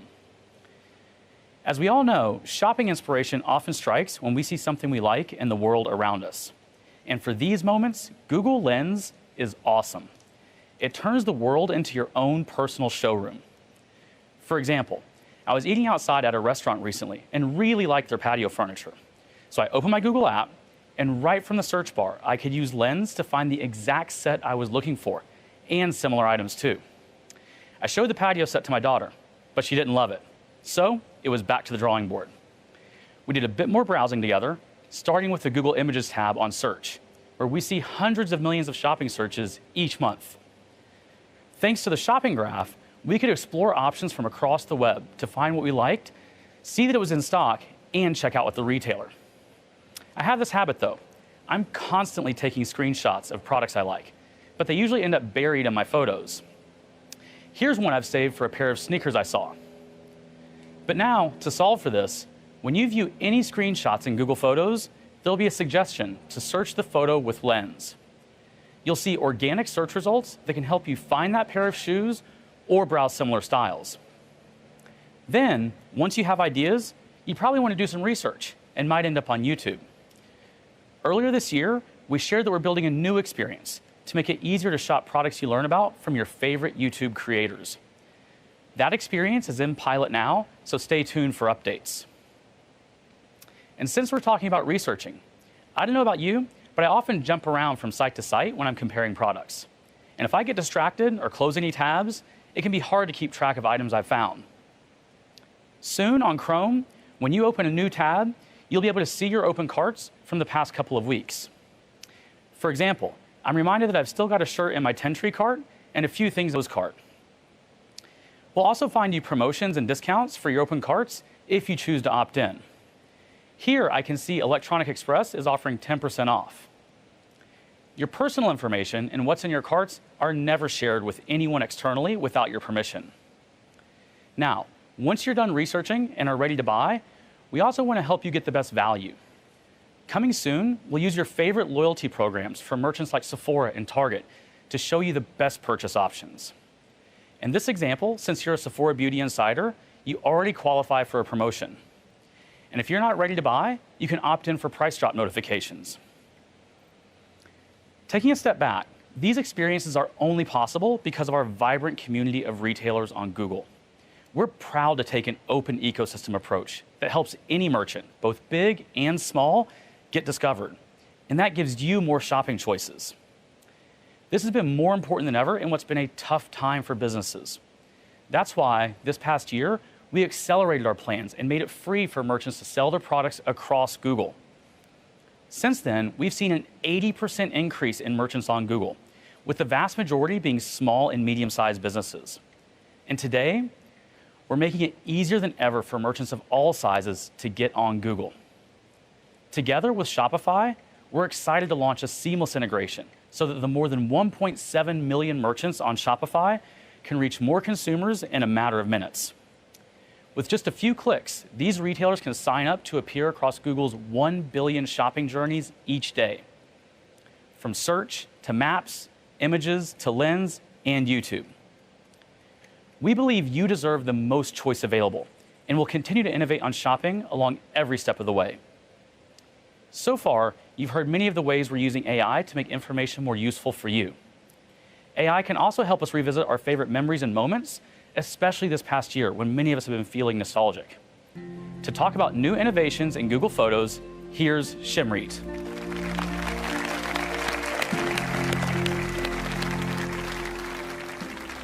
Thanks, Bill. It's great to be back on campus talking with you all about Google Photos. We capture photos and videos so we can look back and remember. They help us feel connected. And today, there are more than 4 trillion photos and videos stored in Google Photos. But having so many photos of loved ones, screenshots, selfies, all stored together makes it hard to rediscover the important moments. In fact, the vast majority of photos in Google Photos are never viewed. And we've heard from you how powerful it is to rediscover a memory that helps you tell your story and reconnect. So today, I want to show you new features that use AI to resurface meaningful moments and bring your memories to life, all while giving you more control so you can choose what you want to relive. Soon, we're launching a new way to look back that we're calling Little Patterns. Little patterns show the magic in everyday moments by identifying not so obvious moments and resurfacing them to you. I'll show you how this works. This feature uses machine learning to translate photos into a series of numbers and then compares how visually or conceptually similar these images are. When we find a set of 3 or more photos with similarities such as shape or color, we'll surface them as a pattern. When we started testing little patterns, we saw some great stories come to life, like how one of our engineers traveled the world with their favorite orange backpack, or how our product manager, Christy, had a habit of capturing objects of similar shape and color. Or for me, I received a pattern of my family hanging out on the couch over the years. We have so many fun memories there, but I didn't realize how many pics I'd snapped until I saw this. These photos on their own wouldn't necessarily be meaningful, but when they're pieced together, they tell a story that's uniquely yours. As always, these memories are privately presented to you and are only visible to your Google Photos account. In addition to using machine learning to better curate your memories, we also want to bring these moments to life with cutting-edge effects. Last year, we launched cinematic photos to help you relive your memories in a more vivid way. I want to show you how we're building on this feature with computational photography to make still photos even more immersive. When we take a photo, most of us actually take 2 to 3 photos of the same shot, just to make sure we get the right one. Any parent who tries to get all their kids smiling and looking at the camera at the same time will know what I mean. Cinematic moments will take these near-duplicate images and use neural networks to synthesize the movement between image A and image B. We interpolate the photos and fill in the gaps by creating new frames. The end result is a vivid, moving picture. And the cool thing about this effect is it can work on any pair of images, whether they were captured on Android, iOS, or scanned from a photo album. Creating this effect from scratch would take professional animators hours, but by applying machine learning, we can automatically bring this experience right to your gallery. And we know that looking back is never a one-size-fits-all solution. It's more meaningful when you can look back on content that's personalized to you.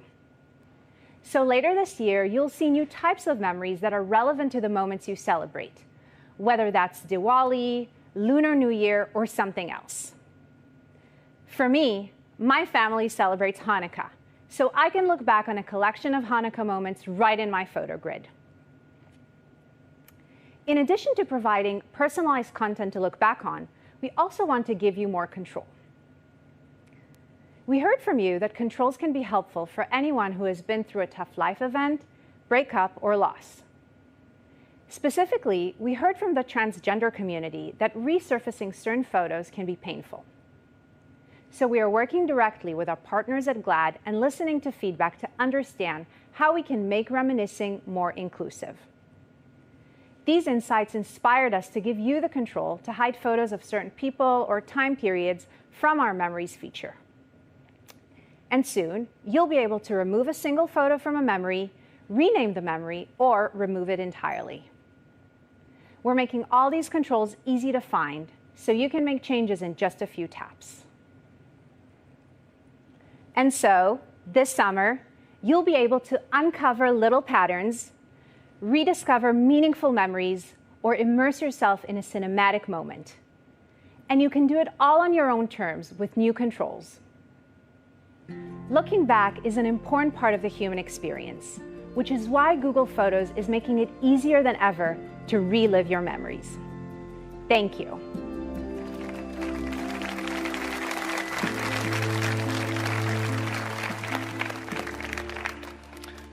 Thanks, Shamrit. I'm really excited by the progress we are making with AI. As you've heard today, we're using AI to advance our understanding of information and build more helpful experiences across Google Search, Maps, Shopping, and Photos. Next, you're going to hear about innovations in our computing platforms. We're excited to show you all of the improvements to Android 12, the newest release of our open platform, starting with a fundamental change to how you experience it. I'll hand it off to Matthias to give you a look.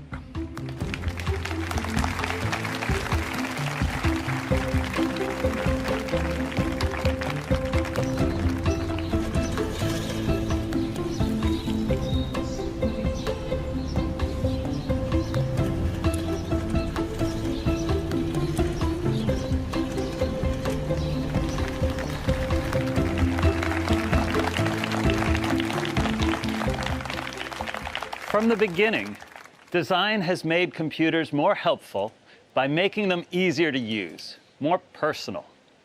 In 2014, we introduced material design to address the explosion of mobile phones. It set a new standard for Android apps, and for Google, it rationalized our products simply and beautifully. But today, the challenge is even bigger. Now we're at a moment where computers are showing up in places that we never imagined. It's also a moment where people are yearning to express their individuality and demanding control from their technology. We believe this is a challenge for the whole industry, to acknowledge that emotion is essential and that beauty is personal. To face this challenge, we had to question everything. Instead of form following function, what if form followed feeling? Instead of Google Blue, we imagined Material You, a new design that includes you as a co-creator, letting you transform the look and feel of all your apps by generating personal material palettes that mix color science with a designer's eye, and engineering UI elements to respond in real time. We can delight every style. A new design that can flex to every screen and fit every device. Your apps adapt comfortably every place you go. A new design that never compromises on accessibility, granting transformative control of contrast, size, and even line width. Material can satisfy every need. No longer defaulting to one size fits all, Material You is a radical new way to think about design. We invested years into advancing UI engineering, making it possible for any app, not just Google's, to blend in their users' styles and stay unique and beautiful.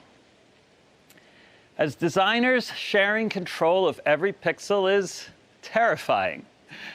But that leap of faith is revolutionizing design across Google. For the first time, we can consider the details of devices together with the pixels on their screens. We unify everything that Google makes through common proportions, textures, and shapes. We give you tasteful choices, blending into your homes and complementing your wardrobes. More than choice, we uniquely tailor your Google products for the perfect fit.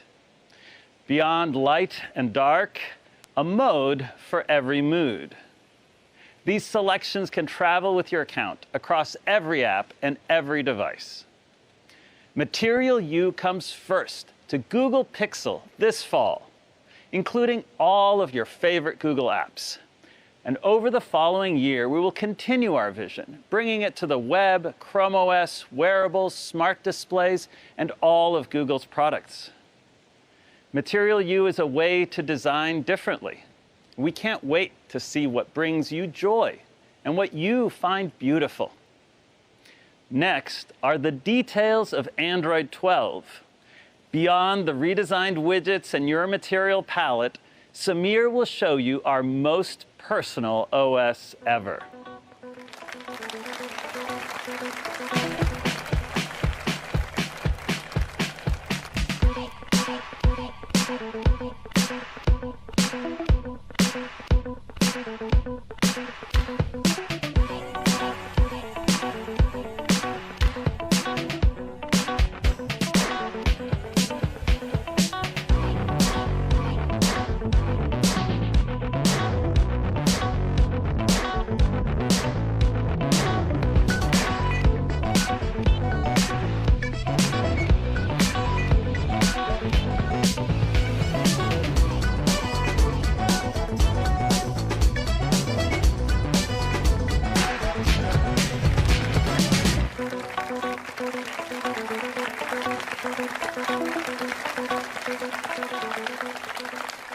Hi, everyone. It's great to be back live at Google I/O. What you just saw was a peek into the biggest design change to Android in years, and we're going to go through all of it. But first, I wanted to share some exciting news with you. Just this week, we crossed an amazing milestone. There are now 3 billion active Android devices around the world. This would never have been possible without the entire Android ecosystem. But there's so much more to do, and Android 12 is one of our most ambitious releases ever. There are 3 big themes that we're focused on. First, smartphones are deeply personal, and we think your phone should adapt to you, not the other way around. Second, to keep your personal information safe, the OS should be secure by default and private by design. And third, we want all of your devices, TVs, cars, watches, and more, to work better together with your phone at the center. I'm excited to show you more.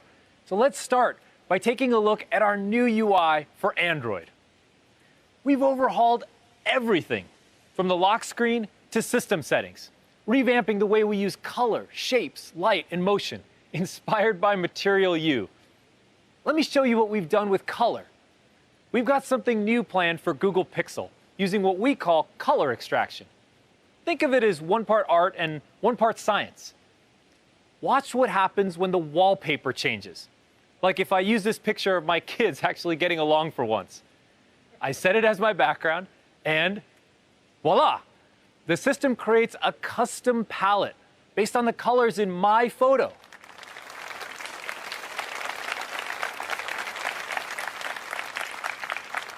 We use a clustering algorithm with material color targets to determine which colors are dominant, which ones are complementary, and which ones just look great together. It then applies hues across different parts of the interface. In other words, it's going to be beautiful. The result is a one-of-a-kind design, just for you, and you'll see it first on Google Pixel in the fall. But this new UI is more than a visual redesign. Many interactions have been simplified and system spaces purposefully reimagined. Starting from the lock screen, the design is more playful with dynamic lighting. Pick up your phone and it lights up from the bottom of your screen. Press the power button to wake up the phone instead, and the light ripples out from your touch. Even the clock is in tune with you. When you don't have any notifications, it appears larger on the lock screen, so you know you're all caught up. The notification shade is more intuitive, with a crisp, at-a-glance view of your app notifications whatever you're currently listening to or watching, and quick settings that give you control over the OS with just a swipe and a tap. The quick settings space doesn't just look and feel different. It's been redesigned to include Google Pay and home controls, while still allowing for customization, so you can have everything you need right at your fingertips. And now, you can invoke the Google Assistant by long pressing the power button, making it easier than ever to harness the power of Google. Our engineers have done some pretty amazing work on performance in Android 12 to make all the motion and animation in the UI super smooth. We greatly reduced lock contention in key system services such as Activity, Window, and Package Manager. And the team also reduced the CPU time of Android's system server by a whopping 22%. Basically, everything's faster. There's a lot to explore in this new design, and I can't wait for you all to try it out. Now, the design isn't the only part of the device that's personal. Our phones hold so much important information, and it's critical to keep it private and secure. To tell you more about that, let me hand it off to Suzanne.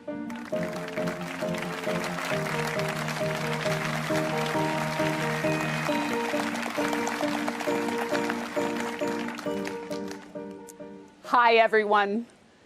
From our first device to 3 billion today, we've designed security and privacy for everyone, no matter how expensive their device is.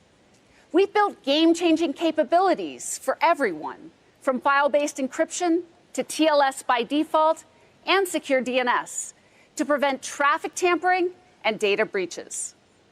And since 2017, Google Pixel and Samsung Galaxy have continually received the highest security rating in Gartner's annual Mobile OS Comparison Report. Simply put, the most secure devices run on Android. And with Android 12, we're going even further to keep your information safe. Let's start with a common experience, granting an app access to sensitive information. Turn-by-turn directions based on your precise location are really helpful. But we recognize that this access can also raise privacy questions. To give people more transparency and control, we've created a new privacy dashboard that shows you what type of data was accessed and when. This dashboard reports on all the apps on your phone, including all of your Google apps. And we've made it really easy to revoke an app's permission directly from the dashboard. We've also added an indicator to make it clear when an app is using your camera or microphone. But let's take that a step further. If you don't want any apps to access the microphone or camera, even if you've granted them permission in the past, we've added 2 new toggles in quick settings, so you can completely disable those sensors for every app. So those are a few examples of privacy you can immediately see. We're excited to share more on under-the-hood privacy, privacy that's baked into the heart of Android. As machine vision, speech recognition, and AI become increasingly beneficial, there are even more opportunities for the OS to be helpful. And to make it easier for everyone to embrace these new innovations, we're combining cutting-edge features with powerful privacy. You heard Jen talk about the ways we're building private by design technology. Thanks to advances here with Android's private compute core, we're able to introduce new features using our unique AI capabilities while still keeping your personal information safe, private, and local to your phone. Android's private compute core enables things like Now Playing, which tells you what song is playing in the background, and Smart Reply, which suggests responses to your chats based on your personal reply patterns. And there's more to come later this year. And by the way, all of the sensitive audio and language processing happens exclusively on your device. It's isolated from the network to preserve your privacy. And like the rest of Android, Private Compute Core is open source. It's fully inspectable and verifiable by the security community. Android is the first commercial mobile operating system to enable technically enforced privacy like this. And this is just one of the ways we'll continue to pioneer innovation while also maintaining the highest standards of privacy, security, and safety. And there's a whole lot more for privacy and security in Android 12, which you can hear about in our What's New in Android Privacy session later today. Now I'll hand it back to Samir to talk about how we're building for a multi-device world.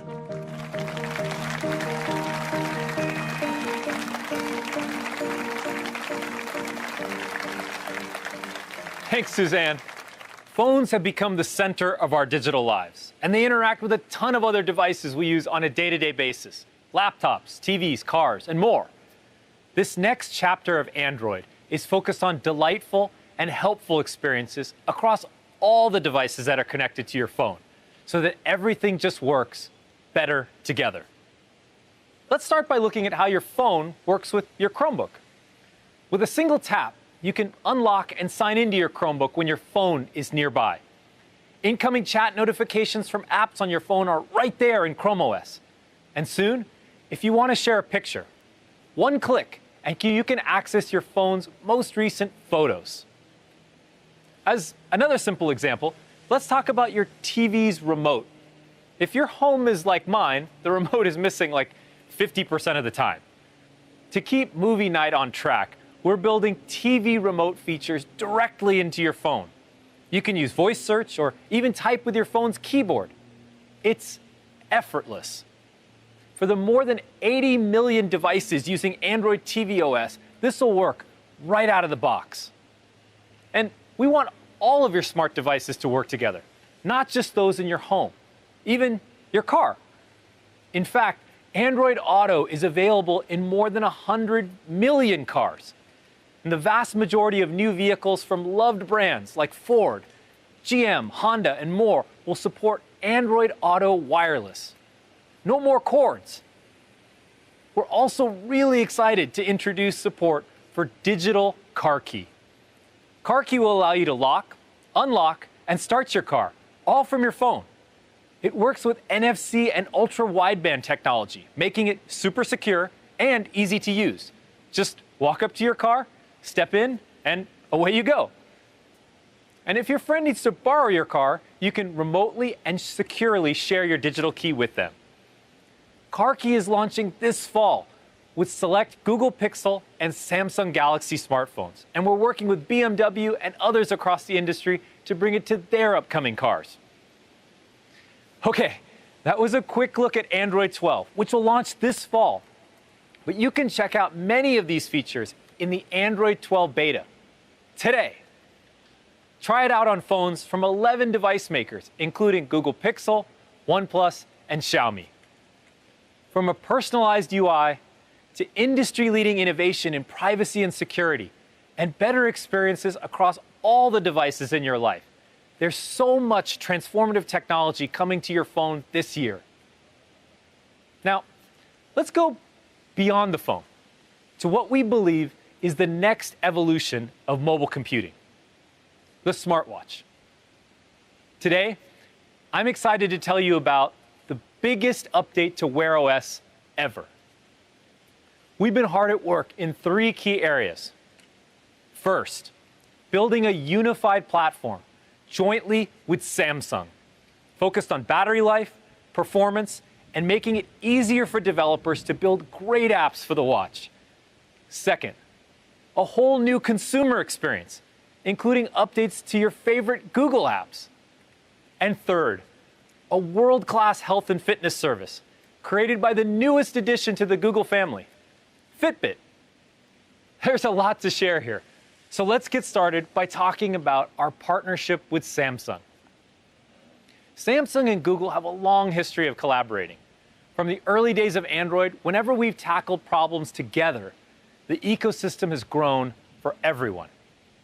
And now we're combining the best of our 2 operating systems, Wear OS and Tizen, into a unified platform focused on faster performance, longer battery life, and a thriving developer community. Working together, we've made apps start up to 30% faster, and animations and transitions are super smooth. We're also addressing what consumers always want from a wearable: longer battery life. By taking advantage of smaller, lower power cores, we can do things like run the heart rate sensor continuously, letting you better track your activity during the day and your sleep overnight, while giving you plenty of battery to spare for the next day. This combined platform isn't just for Google and Samsung.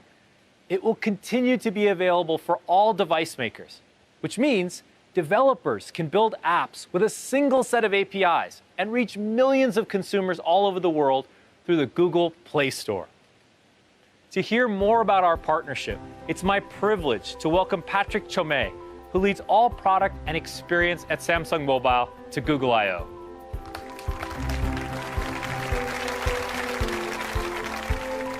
Thank you, Samir. For the past 12 years, Samsung and Google have worked together and made Samsung Galaxy and Android successful. We strive to create innovative experiences for Samsung Galaxy users. Most recently, we pioneered foldable devices and delivered rich communication experiences with Google Duo and Messages. And we are very excited about the new chapter of our partnership, Wearables. The Galaxy Watch is already loved by Android smartphone users with our signature designs, cool watch faces ecosystem, an innovative health platform. We are bringing the best of these Galaxy Watch capabilities together with Google on a single platform, unifying the ecosystem for customers and developers.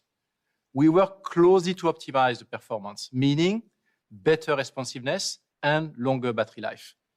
You will also be able to enjoy Google apps and services like the Play Store, Google Maps, and more on the next Samsung Galaxy Watch. I am truly excited to welcome the developer community to our new, vibrant, and open ecosystem. Thank you. Back over to you, Samir.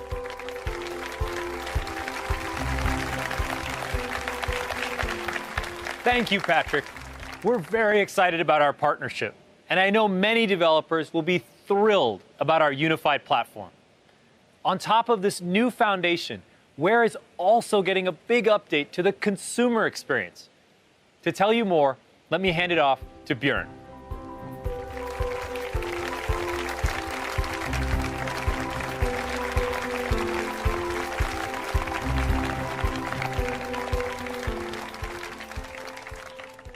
Thanks, Samir.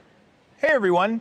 Over the last 7 years, we've learned a lot about what people love most about their smartwatch, and we've built a whole new experience with your preferences in mind.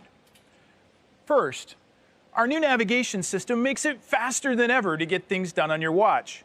No matter what you're doing, you can access shortcuts to important functions like instantly switching to another app. Let's say I'm running with Strava and I'm about to hit that long, grueling hill. I just double press to switch to my last app, Spotify, put on my most motivating song, and then switch right back without missing a beat. It's such a simple thing for a more helpful and fluid experience. People have also told us they love getting glanceable pieces of helpful information just to swipe away from their watch face. So we're expanding our collection of tiles.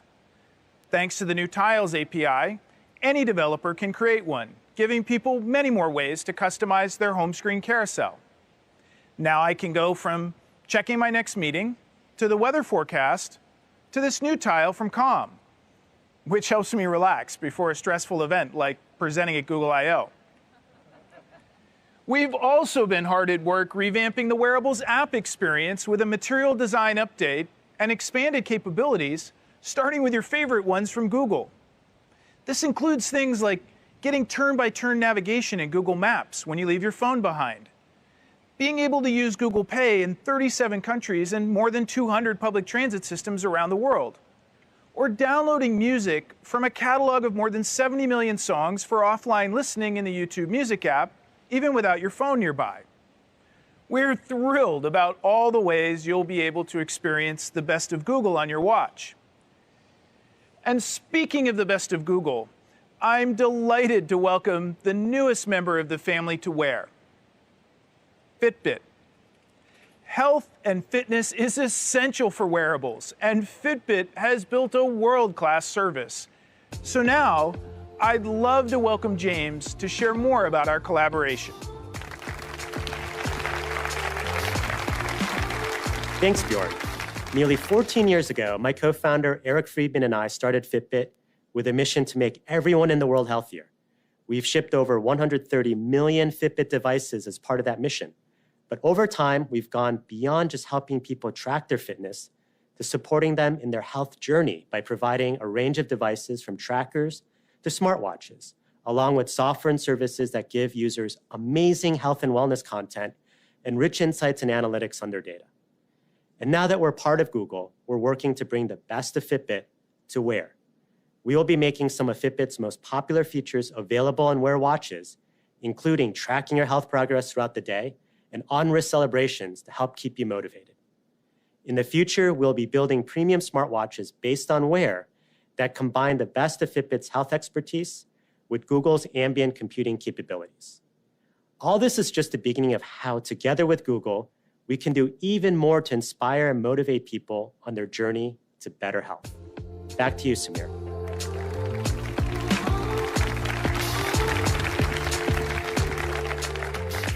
Thanks, James. I couldn't be more excited for all the updates starting to roll out this fall. Stay tuned for our developer keynote to learn more about new tools and libraries to help you build great apps for the watch. From a unified platform with Samsung to a new consumer experience and a world-class fitness service from Fitbit, this is a new era for the wearables ecosystem. So that was a lot. But before we move on from Android and Wear, there's something really important to me personally that I wanted to share with you. As the world's largest OS, we have a responsibility to build for everyone. As part of our ongoing commitment to product inclusion, we're working to make technology more accessible and equitable. One of the most important parts of any smartphone is the camera. Pictures are deeply personal and play an important role in shaping how people see you and how you see yourself. But for people of color, photography has not always seen us as we want to be seen, even in some of our own Google products. To make smartphone photography truly for everyone, we've been working with a group of industry experts to build a more accurate and inclusive camera. Let's take a look. People tend to think that cameras are objective, but a bunch of decisions go into making these tools. And historically, those decisions have not been taking people of color into account. It's still reaffirming this idea that Black people aren't worthy of being seen. So far, we've partnered with a range of different expert image makers who've taken thousands of images to diversify our image data sets, helped improve the accuracy of our auto white balance and auto exposure algorithms, and given aesthetic feedback to make our images of people of color more beautiful and more accurate. The process was create almost like a guidebook to capture skin tones. I can't help but think of my mom, and she still thinks that she's not beautiful because of pictures were taken of her when she's younger. How many little girls are thinking they're not beautiful because they were the darkest skinned person in the photo and they didn't get represented? The work is for us to do. It's not for people to change the way they look. It's for us to change the way the tools work.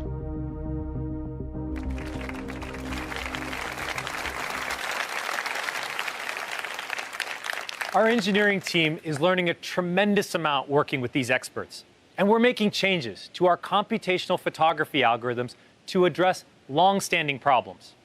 For example, we're making auto white balance adjustments to algorithmically reduce stray light to bring out natural brown tones and prevent over-brightening and desaturation of darker skin tones. We're also able to reflect curly and wavy hair types more accurately in selfies with new algorithms that better separate a person from the background in any image.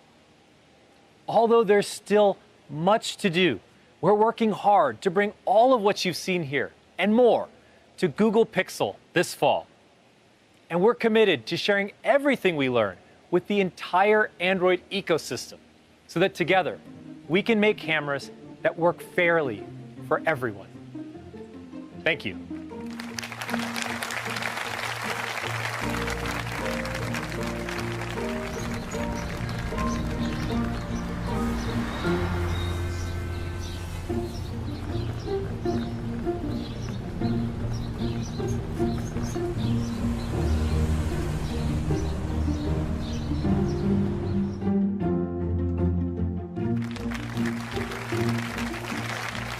As Sundar shared, we want to build a more helpful Google for everyone to increase knowledge, success, happiness, and health beyond anything previously possible.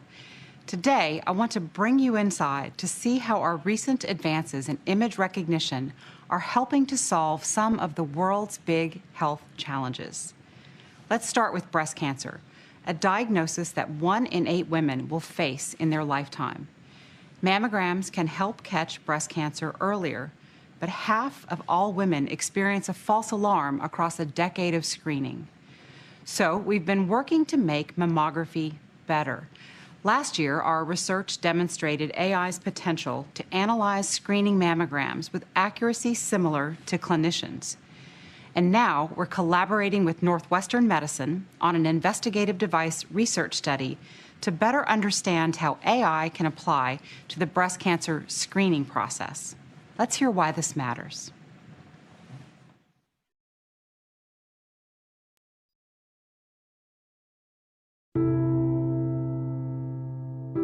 When we found out Grandma had breast cancer, it was in the late 90s, and it wasn't something that anyone talked about.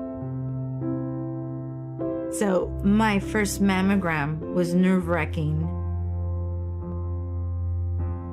Waiting for the results. Every thought runs through your head.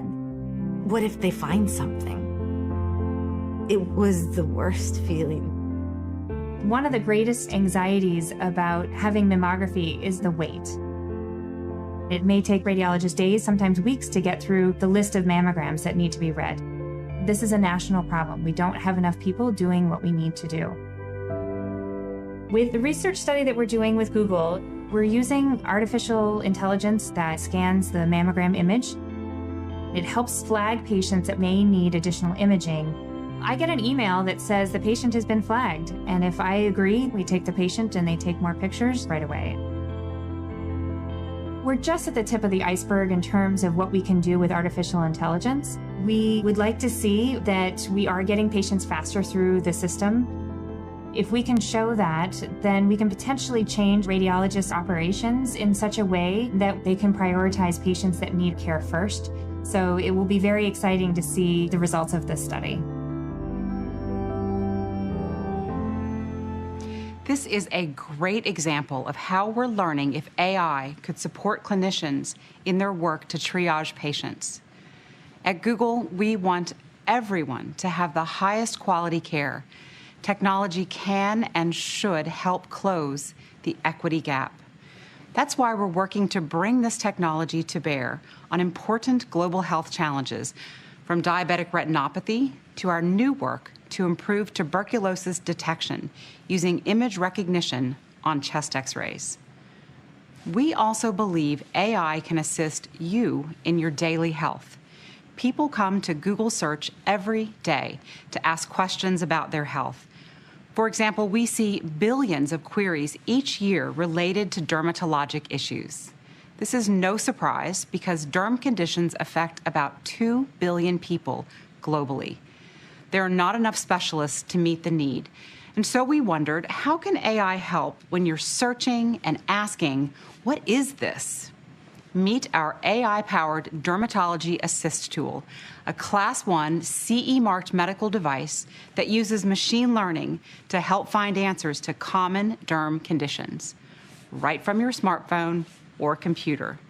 From your phone, just upload 3 different photos taken from various angles of the skin, hair, or nail issue that you want to learn about, and answer some basic questions about your symptoms.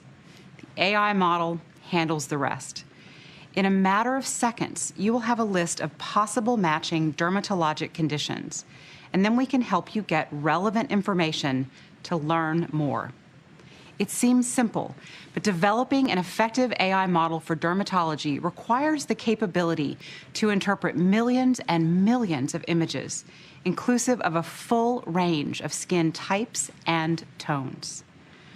When available, this tool will be accessible from your browser and cover 288 conditions, including 90% of the most commonly searched derm-related questions on Google.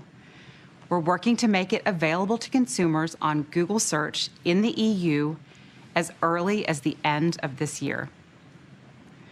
We've just looked at ways we're applying AI to support people and caregivers everywhere. But health isn't just driven by medical care. It's also about our social and emotional well-being. And that's where staying connected comes in. To find out how Google is helping, let me pass it back to Sundar.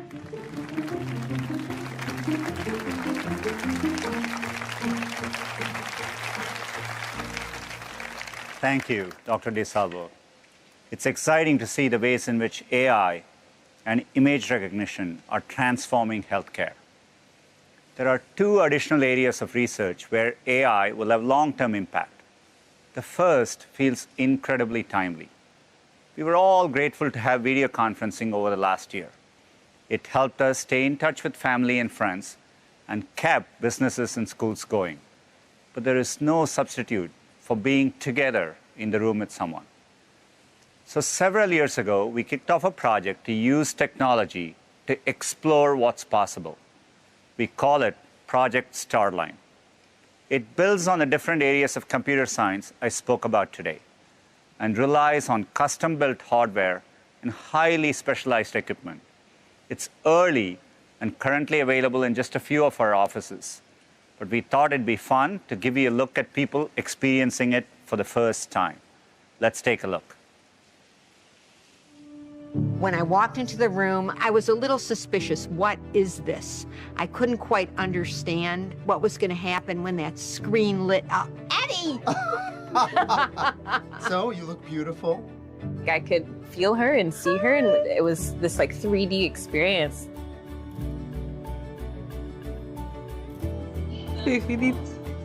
I just saw my sister as if she was right in front of me.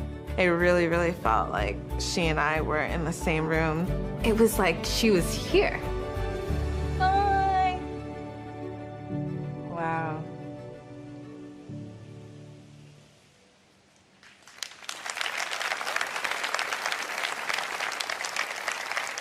Some key advances have made this experience possible. First, using high-resolution cameras and custom-built depth sensors, we capture your shape and appearance from multiple perspectives, and then fuse them together to create an extremely detailed, real-time 3D model. The resulting data is huge, many gigabits per second. To send this 3D imagery over existing networks, we developed novel compression and streaming algorithms that reduce the data by a factor of more than 100. And we have developed a breakthrough light field display that shows you the realistic representation of someone sitting right in front of you in 3 dimensions. As you move your head and body, our system adjusts the images to match your perspective. You can talk naturally, gesture, and make eye contact. It's as close as we can get to the feeling of sitting across from someone. As sophisticated as the technology is, it vanishes, so you can focus on what's most important.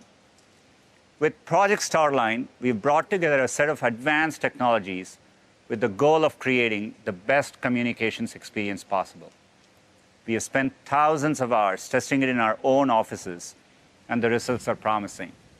There's also excitement from our lead enterprise partners. We plan to expand access to partners in healthcare and media.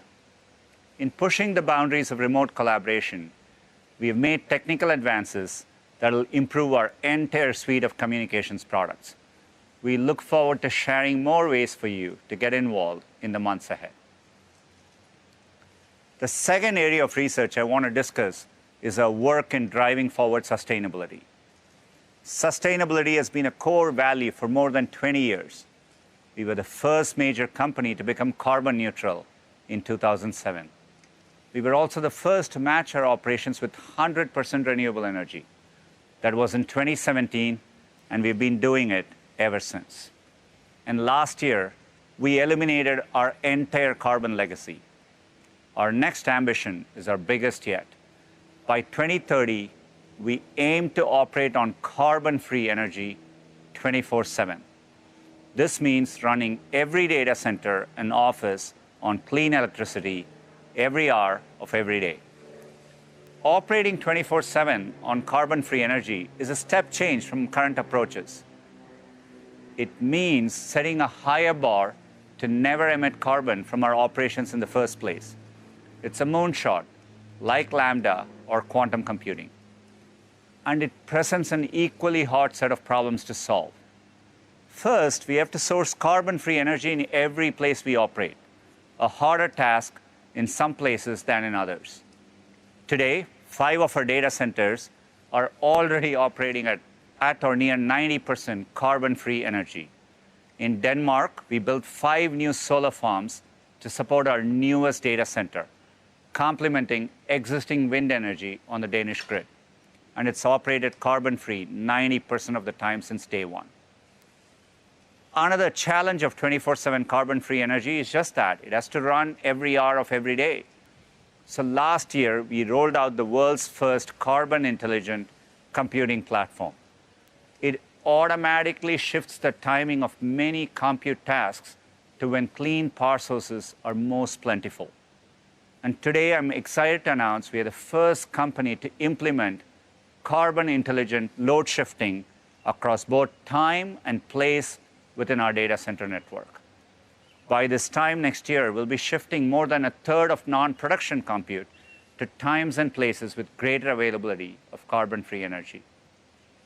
To reach 24/7, we also need to go beyond wind and solar and tap into sources of on-demand clean energy like geothermal. Geothermal uses the consistent heat from the earth to generate electricity, but it's not widely used today, and we want to change that. I'm excited to announce that we are partnering to develop a next-generation geothermal power project. This will connect to the grid, serving our Nevada data centers starting next year. We believe our cloud AI, combined with the partner's expertise in fiber optic sensing and novel techniques, can unlock flexible geothermal power in a broad range of new places. Investments like these are needed to get to 24/7 carbon-free energy. And it's happening right here in Mountain View, too. We are building our new campus to the highest sustainability standards. When completed, these buildings will feature a first-of-its-kind dragon-scale solar skin, equipped with 90,000 silver solar panels and the capacity to generate nearly 7 megawatts. They will house the largest geothermal pile system in North America, helping to heat the buildings in the winter and cool them in the summer. Sustainability is one of the defining challenges of our time, and advances in computer science and AI have a huge role to play in meeting it. So it's a fitting way to end our I/O keynote. I think of I/O not just as a celebration of technology, but of the people who use it and build it, including the millions of developers watching today. Over the past year, we've seen how technology can be used to help billions of people through the most difficult of times. It's made us more committed than ever to our goal of building a more helpful Google for everyone. Thank you for joining us today. Please enjoy the rest of Google I/O and stay tuned for the developer keynote coming up next. I hope to see you in person next year. Until then, stay safe and be well.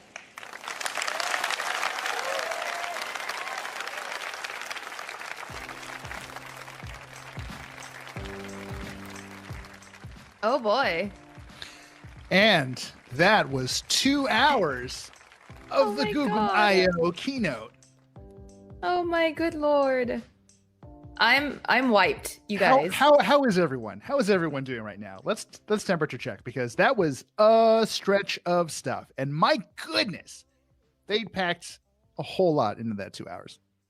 And I'll be clear too, like a lot of the people in our live chat were saying that it was boring, and then there was a lot of argument back and forth as to whether it should be boring because it's a developer conference or whether it's meant for consumers to enjoy. A lot of this was definitely dry at the beginning, but the fun stuff I feel like came towards the end. V, would you agree? I mean, there's no way I cannot agree with that, right? Like they front loaded all of the important, interesting sort of, if there was anything that sort of required technical acumen to like figure out, it was in the beginning. And I think they realized, let's just breeze through this to get to the interesting stuff, which to me personally was Android 12 and the big Wear OS news. And you've got a you got to talk to Google a bit, and you've got a better sense of what's going on than maybe most of us right now. What is going on with Wear OS? So basically, the new Wear OS, everybody, is co-engineered by Google and Samsung. And if you've paid attention to Android wearables and smartwatches at all over the last few years, you'll know Tizen is one of the most popular smartwatch OSs out there for Android phones or Android users. And this is huge. You know why this is so huge? It's because Tizen is going away after this. Basically, all existing smartwatches that Samsung has made that run Tizen OS will continue to run Tizen, but anything else that Samsung makes from here on out will be the new Wear OS. So that is the end of an era for sure. V, do you miss Tizen? Would you miss Tizen? I mean, not really. I will say the few times like in my career I've gotten to like test or review or otherwise like live with a Tizen powered Samsung wearable, I've really enjoyed them. Like pound for pound, they were probably my favorite sort of smartwatch platform available for Android devices. But it never felt like enough. And the fact that you had a major hardware player in the form of Samsung actively competing against a company that provides the software for a lot of what Samsung works on, it was a very interesting relationship. But I think ultimately it was kind of unsustainable. And I don't know, I feel like today kind of proved my point. I think I want to address some of the sentiment going on in the live chat too. We're going to go over some of the biggest news that was announced at the show for the next time, I don't know, we're gonna have a hard out at 4, but we'll just be around to answer your questions as we chat with you here after Google's I/O developer conference, and also give you the answers that we already know through talks behind the scenes before today with companies like Samsung, with companies like Google, and which is why we're starting with Wear OS, because I was able to speak with Samsung and Google on this. So send us your questions. A lot of people recapping what stood out for them, Wear OS being one of the more popular ones, but people are also shouting out things like Android 12, that beta. We'll get into it in a little bit. LaMDA we're mashing the refresh button on the beta page as well. So as soon as we find out, if we get a heads up, we'll let you know. And we're pretty, yes, no hardware as most of us expected. There was not going to be any hardware today. So I mean, we're looking to October timeframe for more of like a Pixel or Made by Google hardware event, and then perhaps August timing for a Pixel 5a. That is kind of what we expect so far. But stay tuned to Engadget for that when that time comes. Any more questions on Wear OS, you think, or have I mean, do you personally feel like there is a burning question you have to ask before I answer live chat questions about Wear OS? No, let's dive into the chat stuff, because there have been a lot of really good questions kind of flowing through. I guess, one thing actually. Yes. So do you know sort of what the changeover in development is like? Like, obviously there have been no shortage of companies that have worked with Samsung on Tizen apps for their wearables. Is any of that work going to be sort of duplicable or just like transferable to like the new Wear OS, or is it all just gone? Are you talking about existing third-party apps for Wear OS or yeah. Okay, so the idea, and something that both companies repeated after telling us during briefings about the new Wear OS, is that it's going to be more open. My understanding is that there's going to be a new alpha for the new reference UI for the new Wear OS. I said new a lot of times now, but that'll be released during I/O for developers to get their apps on it. From some of the screenshots and renders and some of the discussions we've had with Google, it sounds like Spotify at least is already on board. We've got Calm with the relaxation meditation timer. And I don't think the work that's already been done is just replicable immediately. I think there will be some work that needs to be done to optimize for the new Wear OS, because it's also supposed to be 30% more performant, right? Like faster animations, apps load faster, battery is supposed to last longer because they are using lower power cores for certain processes. So it does feel like third-party app support is a goal, but there will be some work that developers need to do. Gotcha. I do really quickly, we should address chat questions, but I think a lot of them sort of center on Android 12 anyway, so maybe we just dive into that. We'll get right to that, yeah. Right off the bat, Sherlyn, what do you think of this material you designed? Yo, it kind of looks hot. I'm pretty into it. Like there are a lot of people are saying it's very sort of like young oriented, like someone referred to it as sort of like the kindergarten design. I personally really disagree. Like I use an iPhone a lot. I use my Galaxy Z Fold 2 a lot, and I'm used to the way One UI looks, and I'm used to the way that iPhones look, and they've just more or less stayed the same. Samsung with One UI has changed maybe a bit more dramatically over the years, but on the whole, it's very, very similar stuff. So for a company, and more importantly, for it to be Google with its Pixels to just say, let's just try something new, right? Like, let's just throw something out there. Let's go with a more sort of user-focused, more customizable, more interesting approach to design. I'm here for it. I do think it's really cool as well that it sounds like the tweaks that you make with respect to like the theming, the system-wide theming, it sounds like that's getting tied to your Google account. So if you switch phones to another device that, you know, plays nice with this, that should carry over. It's tied to your account, which I struggle with. Like I always have to reset up a new Android phone when I'm reviewing one to sort of look the way that I want it to. And it's interesting the first few times and then tedious every other time. So really pleased for that. Yeah, I think that Android 12 is going to be pretty, like, it's more of a facelift than I was expecting, just based off of the developer beta so far. But the other news that was announced is that the Android 12 public beta is now available. We're all like refreshing the screen. It will be available. Yeah, well, it's supposedly now available, but we're refreshing the upload or the updates page to see exactly when we can get our hands on it to tell you what's new. For sure. Some of the new features, though, do they look enticing to you? Because it's like a more intuitive notifications panel. Some of these, what looks like widgets that look really nice, a lock screen effect where the clock will take up the whole screen when there's no notifications on there. Anything that stood out to you? I mean, really the stuff that kind of sticks with me right now is still the design stuff, because that really does to me at least feel like a breath of fresh air. There are obviously some sort of nice little things that you can finally use your Android device as a remote control for your Android, which like fine, but there were a lot of people in the chat like comparing this show and Google's announcements to Apple like the entire time. And I, like I don't think that's necessarily a fair comparison most of the time. But in this case, yeah, iPhones have been doing that for years. Like finally, welcome to the club, I guess. 1000% on that, yes. For sure. But I personally really like some of the little sort of design tweaks. Like it looks like, so if you're using a Pixel now and you hold down the power button, you get that sort of quick menu. It's got like your like Google Pay card and like your smart home controls. Yep. And it looks like they're finally moving that into the notifications, or sorry, the quick settings panel above where your notifications live. And that to me, like it should have been there in the first place. Some people rightfully point out that makes that sort of part of the notification shade as a whole like really big. But I'm here for it. Like I'm really feeling a lot of this design.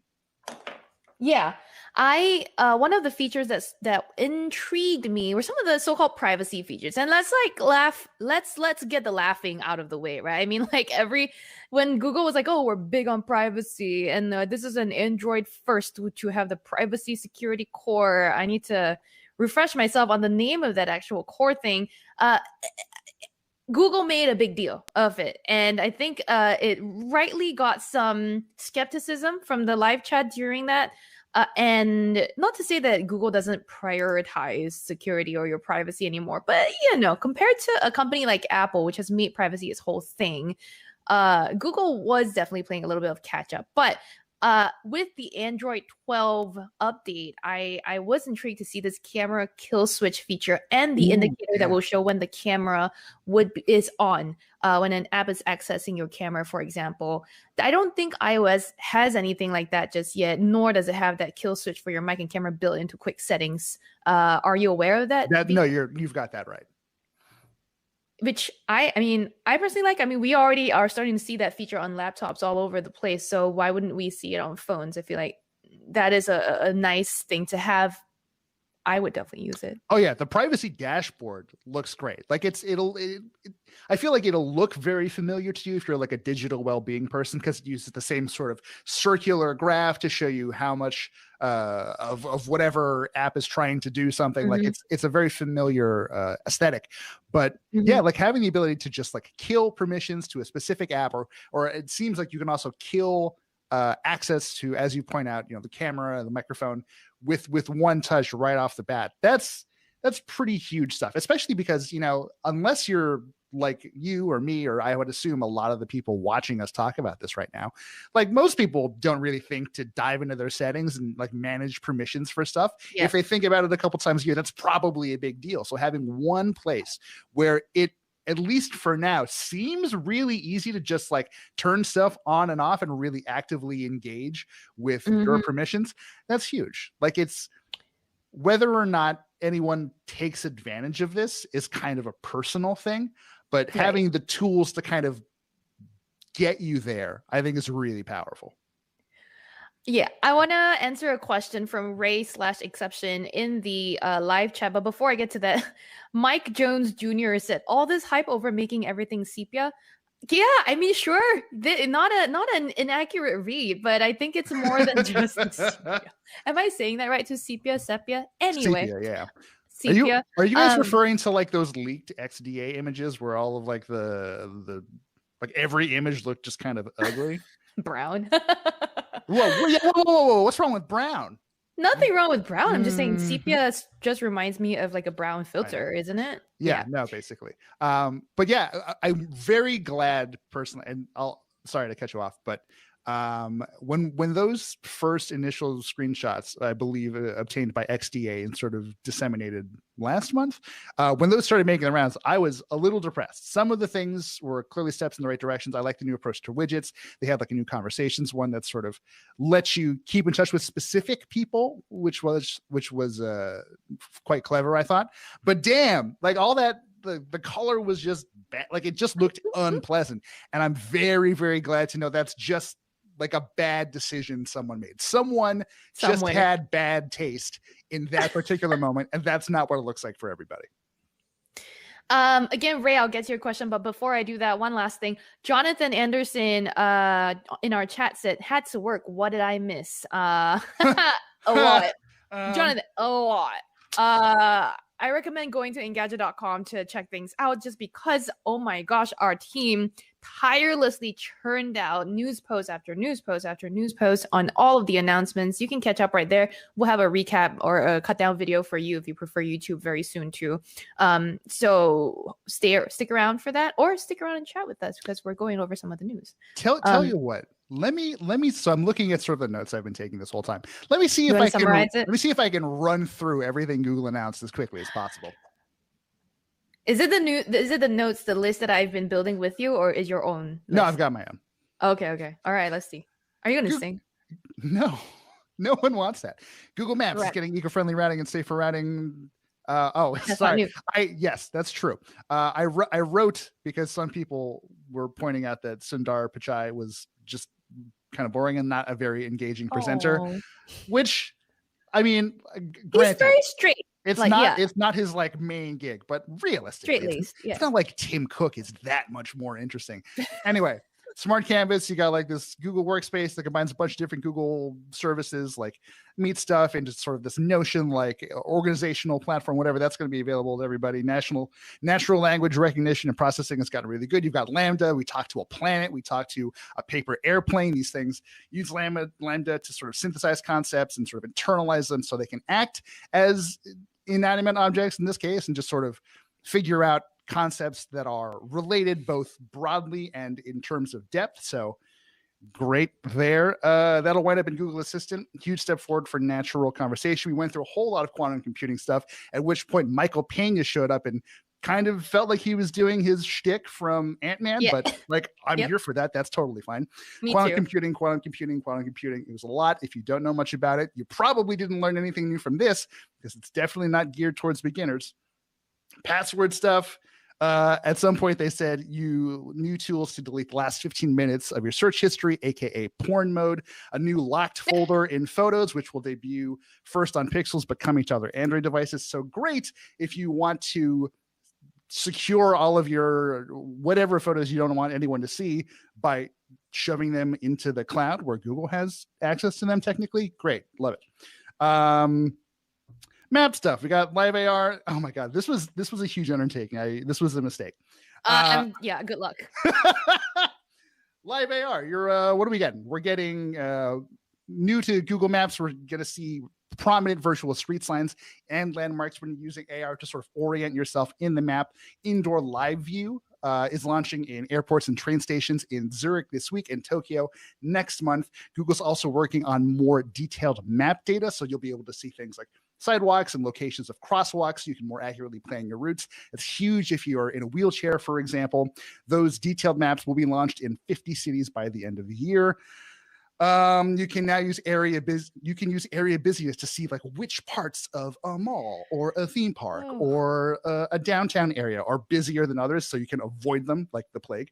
Google Photos got a ton of crazy stuff, but the weirdest was cinematic moments, which basically like takes one photo and another photo and uses those as the endpoints of a sequence and uses AI to just like generate, right, to just like fill in the gaps. So you have one real moment and another real moment, and then a whole bunch of computer generated fake stuff in the middle. So that feels weird. And then we get to Material You and Android 12 and all the stuff we just talked about. So and then Wear OS, and then sustainability, a little shout out, and then a screening tool for things like dermatological issues, breast cancer, probably. So a bunch of other stuff near the end. That's a very bird's eye view, also sort of level of what you missed, Jonathan Anderson. We here we endeavor to keep you informed, so I hope that was informative. Now, finally, Ray/exception. Your question was, hey, Sherlyn, the Pixel 6 leaks with the display on with the Android 12 beta. Could you talk about this? Personally, I have not looked at it because don't like to be spoiled, not a spoilers person. But also with my job, I have to, right? So I haven't looked at those specific leaks you're talking about yet. V, have you? I have not. Sorry to interrupt. I was a bit distracted. It does look like the Android beta for Pixel site is live now. I'm able to view my eligible devices. Crud. Says my Pixel 5 is eligible, but it's not allowing me to opt in yet. Maybe you'll have better luck. Go check it out now. Google.com/Android/beta. Yeah, fam. You just distracted me because now I'm all like, I just disabled do not disturb on my phone, and I got pings from Google about potentially having broken embargo, but apparently I did not. Wait, like, okay, we'll talk about that later. In the meantime, okay. System. Sorry, I'm live on air right now. Okay, but here. I wanna address some more questions from the chat specifically. So guys, tell us if you have any questions about things that were announced today, because it sounds mostly like everyone is leaving just comments about how you feel about the event so far, which totally get you. Because for example, someone said they felt like the new Material You UI is terrible, and then right below it, people were saying things like, I love it. So clearly this is subjective, okay? And everyone has their own taste, and it's okay. This isn't a question so much as a comment. I believe from Aaron Saporis, our executive editor. Yeah, with the spanner, yes. I would like to understand why the LaMDA conversational AI sounds depressed about everything. Wouldn't you be? Like, if you were just trained on like the vast corpus of like conversations and data and everything available right now at this point in this world in 2020, yeah, I feel like naturally that AI is going to be a little grim. I would also like to know why Aaron sounds depressed about everything in person too. So I don't think that's true. He's I quite like Aaron. I quite like the whole Aaron vibe. It's just super chill, is what it is. People are asking lots of questions that we may or may not be able to answer. I'll start with the ones we can't answer first. Number one, when will the OnePlus get the Android 12 beta? Now, I know that I believe OnePlus was one of the supported brands for the beta. No idea on timing just yet. It's likely Pixel phones get it first, but quite quickly after the supported brands will. And I believe OnePlus was one of them, along with TCL. I'm going to go check back on our screenshot. Sagar Vora, I believe, asked, what about Android 12 UI? We just went over that kind of at length, but we can recap that in a little bit. I want to move on, though, to two questions. One, DDev asked, what do you guys think about Starline? And then I'm going to get to the next question. Starline. It looks so interesting. In case people did miss it, because I'm now getting the impression that not everyone watched the whole 2 hours, the whole thing. Which yes. No one will Makes ever sense. blame you for that. My God. So Project Starline is a project that uses high resolution cameras and a new light field display that Google has developed to it's basically video chat, but it just looks real. Like, it just looks like you're talking to a real person, perhaps on the other side of glass. Almost holographic. It uses, what's that technology? What's it called again? Do you remember? Light field. Thank you. Yeah. And so what's interesting to me about that is they say that the cameras and sort of depth sensors capture your visage from multiple angles, and it generates a 3D model. So this was not super clear, and hopefully we can get Google to sort of clarify this, but it kind of sounds like when you're looking at the other person, it's never actually it's never just like a pure image of them. Like, it is a model based on them. So you're sort of interacting with an avatar in a way. The distance between the person and the avatar might not be a whole lot, and maybe this is just me kind of overthinking the philosophical ramifications of it, but it does it feels a bit like you're talking to sort of a simulacrum of a person rather than just like the image of the person. I don't know how I feel about that. Yeah, that wasn't my interpretation at all, but I wasn't paying as much attention, probably because I was busy doing a lot of other things in the background. My take was more like this is a bit more of a holographic projection situation with what you're seeing and experiencing. It felt very like the depth did look very real. It does seem to help supplement maybe sort of a webcam call to make it feel a bit more like real, sitting across the table from someone in real life, as opposed to, only seeing them through a computer screen. So having not seen any of this for ourselves, I don't think any of us can judge just yet, but I feel like it would be interesting to kind of, not you specifically, V, but to have a conversation with a friend through one of these, Starline projections. I know we're like, oh God, that would be really cool. And someone, who said that? The Legend asked, does Starline need special monitors too? Yes, it does use, in this case, a special Google designed light field display, which is what kind of gives the sort of 3D model that they're generating a sense of physicality. But that also means that you're probably not going to see this anytime soon. Even Googlers, they said quite candidly, only a handful of like Google offices are set up for this. Like, most people at Google are nowhere near like in a position to try it. So we'll see. Maybe we'll get to check it out when we finally get to go places and check out stuff at events again. We're going to take 10 seconds each to answer this one because it's a little off topic, but Arts Official asked, what's your favorite 10-minute recipe? I love roasting Brussels sprouts. It takes 10 minutes to prep, and then I put it in the oven for 30-ish minutes. V. I think mine's probably less than 10 minutes. So my go-to, just like, I don't know what to do and I have to eat something, is just like, I'll keep a bag of kale in the fridge, throw a kale in the pan. But before that, get some ground pork, chop it up or whatever, throw it in a pan, heat it up with brown sugar, fish sauce, soy sauce, a little bit of ginger, then throw in the kale. Just like it's like a larby kale salad thing. So that's like 5 minutes. Go. Okay. The more I have questions coming from Polkit Dixit and Matthew Hayes about Whitechapel. Now, there was no real mention of Whitechapel during the keynote, but I will say, I don't know if you missed this, V. Did you notice that when they talked about their new quantum AI campus, the segment where Michael Pena kind of like walked around making jokes and everything? I don't know if Google actually said this during the keynote, but in the press release about the new quantum AI campus, Google actually said that this facility itself will bring with it chip making or silicone making capabilities. good spot. I did notice that. It did very candidly point to, so in this case, for people who missed that bit, like Google is referring to their TPUs, their tensor processor units, which are like the little custom built chips that they use in their like supercomputers for AI and machine learning and stuff. So that felt like a very open nod to the fact that Google does design and make its own chips sometimes. And it did kind of feel like maybe they were setting up to talk about Whitechapel, or I believe the code name is like GS101, the sort of Google design chip that we're possibly expecting to hopefully maybe see debut in the Pixel 6. That's a lot of qualifiers. Well, it needs a lot of qualifiers. That's for damn sure. Problem is, Google didn't talk about any of the Pixels or any of its hardware really today, except for to say sort of obliquely that Pixels are coming in the fall. Yeah. And again, for anyone that's asking about phones, Pixel phones and hardware like that, just a recap, we've said many times now, we're not we did not see hardware from this event specifically mentioned.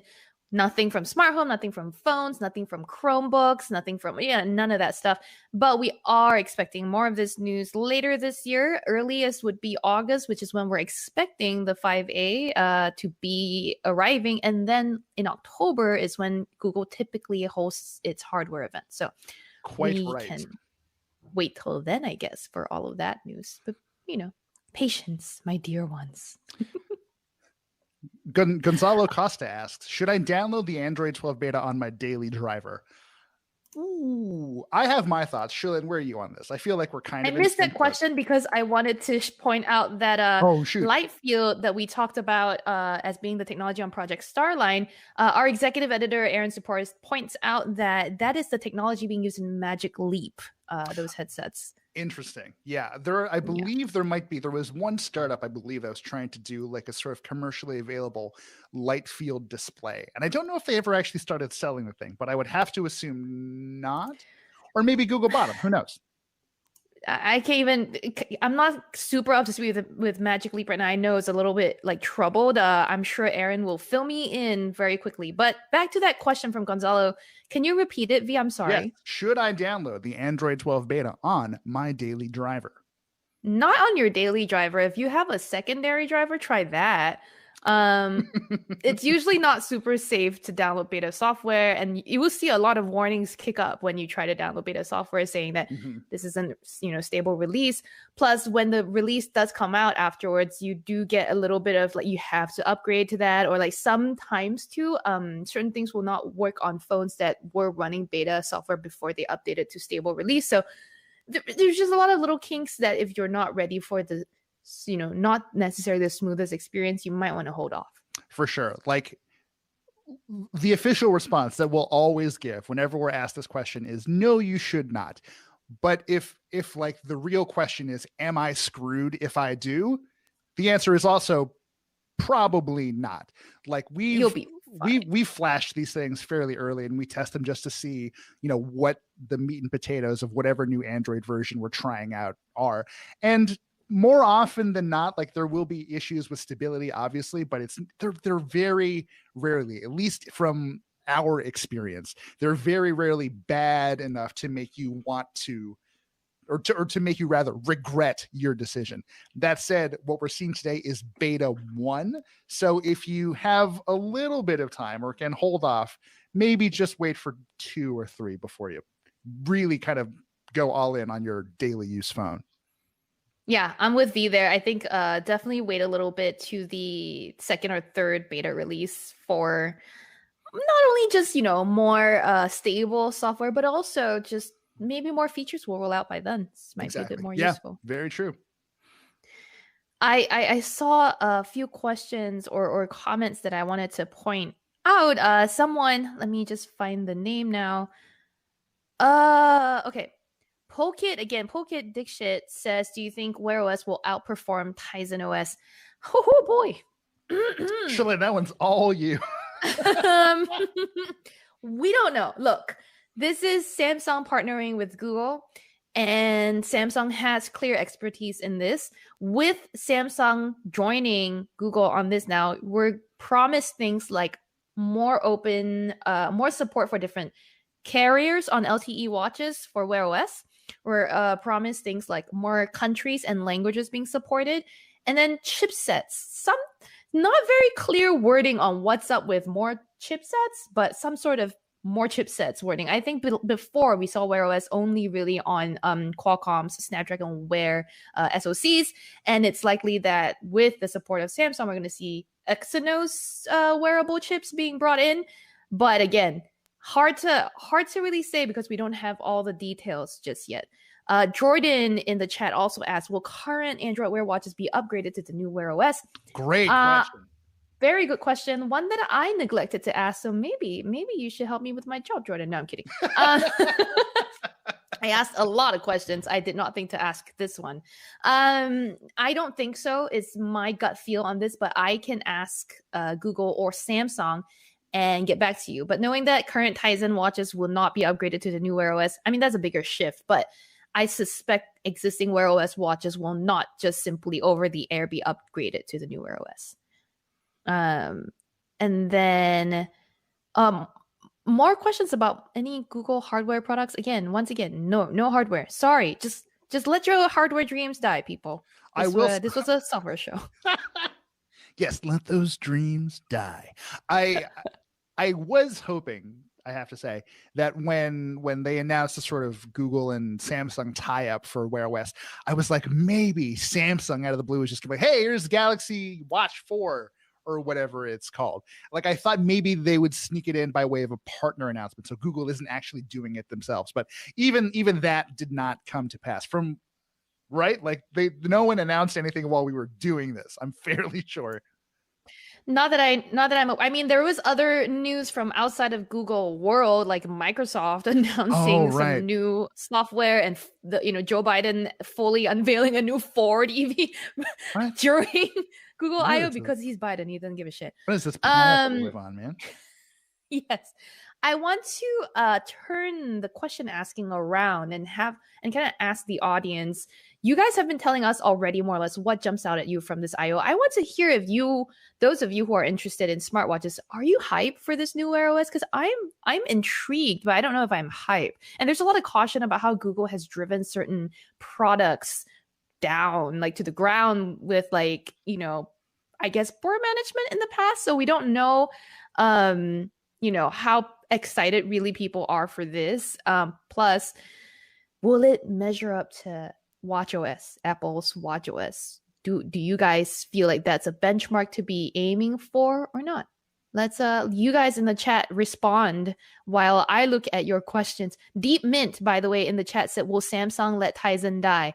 Yeah, so they're going to support Tizen on existing devices for 3 years is the official word from Samsung, but new devices will come with Wear OS. So this looks like a full move over to the new Wear OS.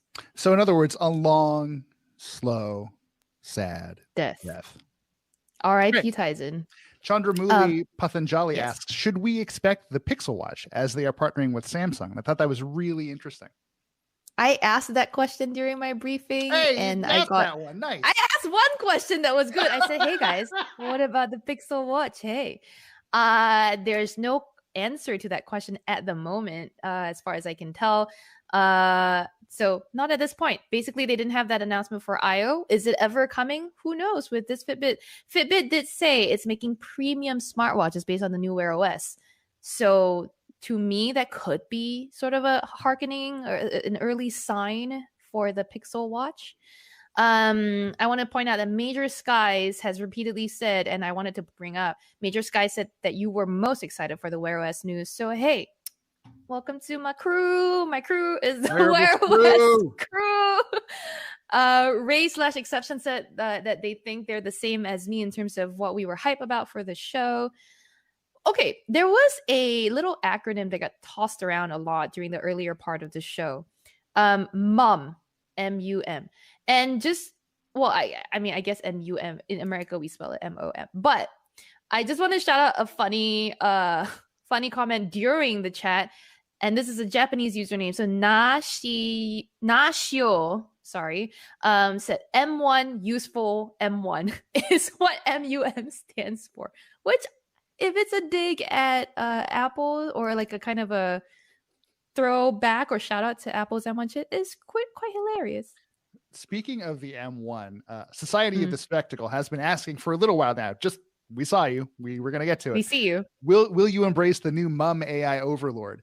And does anyone here's the question though, like realistically, does anyone really have a choice? Like you can choose not to engage with some of like these weirdly AI laden services, but other people aren't, and that's going to drive their growth. So like even a personal abstention doesn't necessarily mean you're safe, which might be more of a serious and philosophical answer than you were looking for, but there you go. It's sincere. I love it. I like it.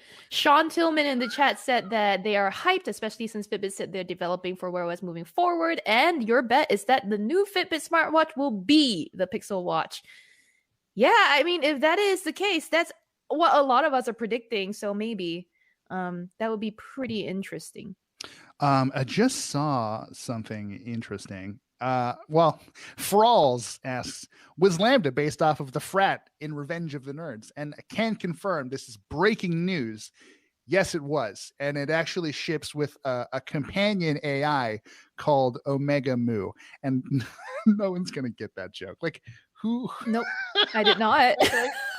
I don't know. Like growing up, Revenge of the Nerds was just like on TV a bunch, like the really, really cut down version. So I had that, but I wonder if anyone else did. Anyway. More comments and questions on Wear OS, because I guess y'all are my Wear team right now. Ratinder Singh said, you've always preferred Tizen because of its software capabilities, but always missed app varieties and selection offered by Wear OS. So for you, it's like the best of both worlds. This is that's why I'm kind of intrigued too. And this is why the Samsung and Google collaboration makes sense. Now, I like that Google was able to concede that Samsung has expertise in this area. When it was looking to upgrade Wear OS, it didn't just keep trying to be like, we have Fitbit, which remember has former Pebble OS people. We're going to just do this. Instead, they looked outwards and they were like, we know that the market leader and, people in the press and people in the public have said repeatedly that Tizen is just so much better. Why don't we work with them? And to its credit, Samsung was also like, yeah, we can see how this would be good for us because we need those third-party apps. So this collaboration to me makes a lot of sense. And I also see Samsung as a partner that wouldn't be easily bullied or pushed over. Mm-hmm. So it's interesting. I to that point, by the way, Mike Trieu in our chat said, I really hope Google can whip that team into shape. Maybe between them and Samsung cracking whips, who knows? God, we'll see. Artin Bakan says, not asks, but says they mentioned UWB, which they sure did. In the Android 12 section of the keynote, they talked about the sort of digital car key thing, which in this case relies on both NFC and UWB ultra wideband. And good spot. Sherlyn, correct me if I'm wrong, because I feel like you've used more of the recent Pixels than me. Mm-hmm. Samsung devices have UWB, iPhones have UWB. I don't think Google has ever, there is no UWB Pixel yet, right? So there was, I believe, what was it? The latest one was supposed to have the Pixel 5, might have had UWB built in, not necessarily for any feature. I know there was a quick share feature that was announced. I'm not sure how it's supposed to work with Samsung phones in addition to the Pixel 5, but I know you're double checking on that. Yeah. But yes, was I wrong? So it looks so it does look like there was no UWB Pixel yet, which is okay. Just good to know, because obviously if they're talking about Android 12's ability to do this thing, not only is Google more than likely going to adopt it, it's probably going to have to become something of an industry standard, which will only get more confusing because Verizon likes to call its millimeter wave 5G ultra wideband, UWB, and I know a lot of companies are pissed off at them for it. I will say this, it's confusing because UWB as a feature or some tech that's supported in devices has been thrown around in so many places all over Android, right? Samsung being one of the biggest proponents of it in its phones for things like quick share, like I said, which is why it's very confusing for me when it's like, that's why you and I were like, oh, is the Pixel, does it have UWB? Oh, can't remember. We also just test a ton of stuff, right? It's impossible to keep all of those things straight. Do the AirTags have UWB-V? I don't think they're See, the Samsung Smart Tags do. So I assume they do. Actually, they do, because that's what they use as the beacon for the Find My right, exactly, visual the radar. AR. the very close one. Yeah. So those two things have UWB. See, like just a little behind the scenes into our job. It's just kind of like we have spec sheets in our heads, but they don't have the product names always at the top. Oh my God, guys. And like pulling these like mental spec sheets out of these mental drawers. You're like, God, I hope I reached into the right folder that time. Like it ain't easy.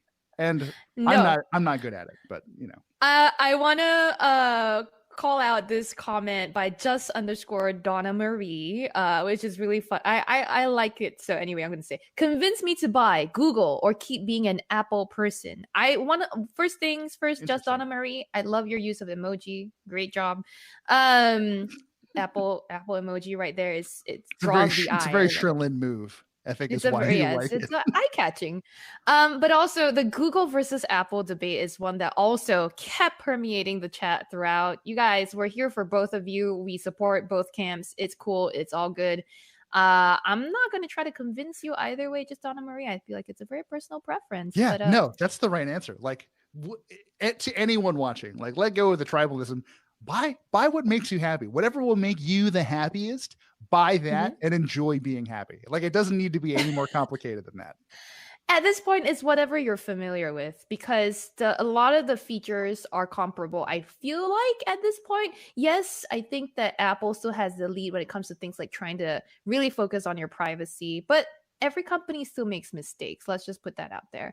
The other thing too is like Google used to have the upper hand on photography and cameras and making the most out of maybe limited hardware. And I want to say that Apple really has stepped up. I've looked at some iPhone photos from the iPhone 12s recently, and they're pretty good. Yeah. We've got a lot of really good questions coming in. Here's one for you, Shrillin. Deep Mint, who's just killing us today with these questions. Does Material U basically, will that end vendors' custom interfaces? No, I don't think so. I don't think we're that lucky. I think some of these are here to stay, right? I think One UI is pretty here to stay, even though I do think there's a lot of room for Samsung and Google to continue collaborating. I think that we might see Samsung and Google come up with some sort of foldable UI experience soon enough, later this year, maybe. A reminder that we spoke to Hiroshi Lockheimer, who is the chief of Android, back in January, right after CES. And he already teased this Wear OS partnership. We just didn't think too hard about it back then. So I am thinking very hard about everything he said so far. He alluded to a lot of partnerships coming up. He threw out the words Wear OS at some point, and I did not put 3 and 4 together to come up with 7.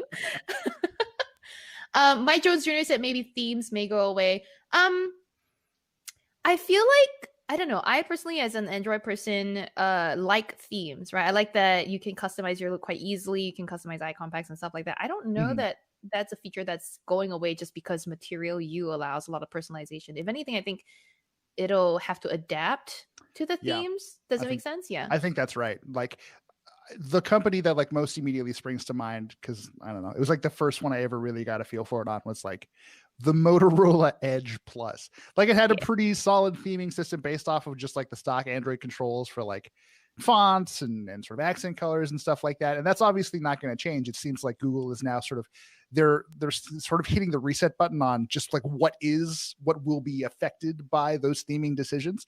So I personally believe that, you know, device makers will have a relatively easy time sort of adapting this new approach to customization to stuff that they've already been doing. But yeah, no, custom skins aren't going anywhere. They're like so huge for like getting people to lock into your platform. Like no one's ever going to want to give up that kind of control. All right, we have a lot of fun comments in the chat. Unless V, you had any more questions, I will kind of run through some of them. Go for it. So Mark Dell points out people on the internet like to fight about their favorite corporations. Mike Jones Jr. afterwards said they both stink and you miss Windows Phone. I know for a fact that must be a joke. Well, maybe not. Maybe Symbian not for the win. Maybe not a joke. I will say, good point, because like these two companies that people get so fired up about pledging their allegiance to or advocating or defending, like they make products for us, but they they don't care about us. Like the running theme of the conversation about Google in this chat during this event was, yeah, Google, cool feature. Love to see it, especially when you're like sucking up all of our data and stealing it from us and selling it to other people. Like at the end of the day, these are also companies who are out there to make money in the best way that they can. So like be super aware of that before you just like get really fired up trying to advocate and defend these people. Speaking of these loyalties, right? I mean, real quick shout out Bogdan says Symbian for the win. Yes, I will always stand Symbian for back in the early 2000s. Anyway, but good questions about these rivalries. Are you a Pepsi or a Coke person? Oh, Michael Coke G. all Cock. the way. Coke all the way. Pepsi's too sweet. I'm also Coke. There's an odd flavor to Pepsi I'm not a big fan of. And then finally, I want to get the username correct, but someone pointed out, Mike True said people go tribal about which vaccine manufacturer for goodness sakes. So this is true. I'm a Pfizer baby right here. I was gonna say, like you sort of, we both know what team we're on, and we definitely talked about it with our friends. So like we're not above this. Yeah. We're all invested in this rivalry because I guess it makes life a little more fun. I don't know, but we understand. Just something to bond over, I guess. I don't know. Yeah, something to talk about. Long way to say whether you're team Apple or team Android or Google. We love you all the same. All right, it's okay. It's all good. Yeah, there doesn't need to be so much hate. Next time we'll just be like, oh, Apple finally got this feature that Google's had for a long time. Good for you. Instead of be like, fucking Google's had this forever. I know I just swore. I'm so sorry. Salty lady over here. Anyhow. Oh, we've got people chiming in with their vaccines. Dr. Pepper. There we go. From Jim Video TV. Team J&J Fralls. We got Pfizer, Alfredo Rodriguez. I love it now. We're all just throwing out our teams. It's great. I don't know what Just Donna Marie is referring to when she says, especially an 8-ball of Coke, but I'm here for it. Like that sounds pretty. An 8-ball of Coke. No, we're not here to endorse that sort of behavior. No, mind you, but you know, worst things in the world, I suppose. So to answer a question that was brought up a lot today, Brian Berry asks, is Google not announcing any hardware this year at I/O? Seem to be just software. Yep, no hardware at I/O this year. Stay tuned. Later this year. I don't know what people are laughing at now, but apparently I did something silly and apologize for it. See, it's because of the way our stream is set up. Instead of looking at Sherlyn in like our chat and like our video window, I'm looking at chat. So I have no idea what you're doing or what you're looking at. I've got you covered with my little chat window here just to focus on people talking about chat. What about Team Harmony OS? Asks Roosley. Oh, wow. I don't even think that's Huawei, or is that Xiaomi's MIUI? I believe that's Huawei. And we don't really even talk to them much anymore. So until we can get a lot more clarity on the company's involvement with the Chinese government's treatment of Uyghur people in concentration camps or in forced labor camps, we can't talk. We don't want to give Huawei too much press. It's the fruit of a lot of interesting things. Gosh, a lot of similar questions, which leads me to believe that maybe we start. Maybe we're out of. Maybe we start winding down. Winding down.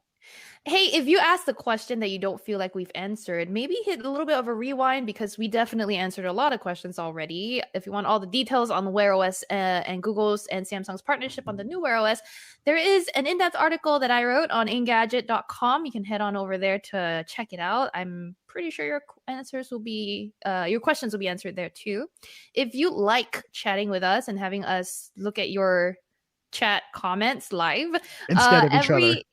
Exactly. Every Thursday morning at about 10 a.m. Eastern, we're here on the Engadget YouTube channel recording the Engadget podcast live. So that's just usually me and Devindra Hardwar, my co-host, who's the senior editor at Engadget. But this week, Chris Velasco will also be joining us to talk about what we talked about today. Oh, yeah. It's going to be a bit of overlap, but some other stuff. There will be quite a few things to talk about. Ritesh Shetty brings up an interesting thing. Hope they bring the Pixel 6 to India. And we don't know anything about the Pixel 6 realistically, apart from the John Prosser leaks that people keep mentioning in the chat. Yes, we've seen them. They look good. Like I'm down with that. Is this the one? Is this the one that was watermarked with John Prosser / Brian Renderers or something? Yeah. There was one. Yeah. Okay. But that is an interesting question, because as Google has said about the Pixel 5a, it's coming to the US and Japan, and that's it. Only. And we're not exactly sure what that's about, but we can't really rule out sort of similar launch constraints around the Pixel 6 and other countries. So unfortunately, there's no way for us to answer that. But just like don't hold out, don't hope too much. I have a suspicion that things are not going to be great. A few more good questions. The Legend asks, do you think Epic versus Apple affected the announcements today from Google? In the sense that anything App Store related might just generally be, I think, affected. But I don't feel like Google spent a lot of time on App Store stuff today. The only thing maybe I could see a comparison to Apple on would be privacy policy stuff. But V, you know that a little bit better than I do. What do you think?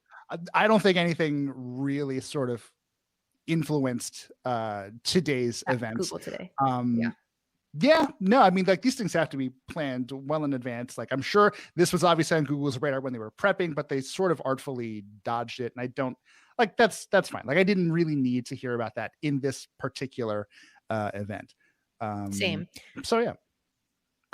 Another question from Michael G. Cock. What happened to Ubuntu OS? V, do you want to take that one? Oh man, I don't know I don't know what happened to that, but I will say, like, the first few times going to MWC, going to like the I guess it was just like the Ubuntu mobile booth, and just seeing what they were working on, like, even back then we were just like, iPhones, Android. Ubuntu, that's a thing that's cool and we know about and should run on a phone pretty well. And it just feels like that. I assume because no one ever really supported it in a realistic way.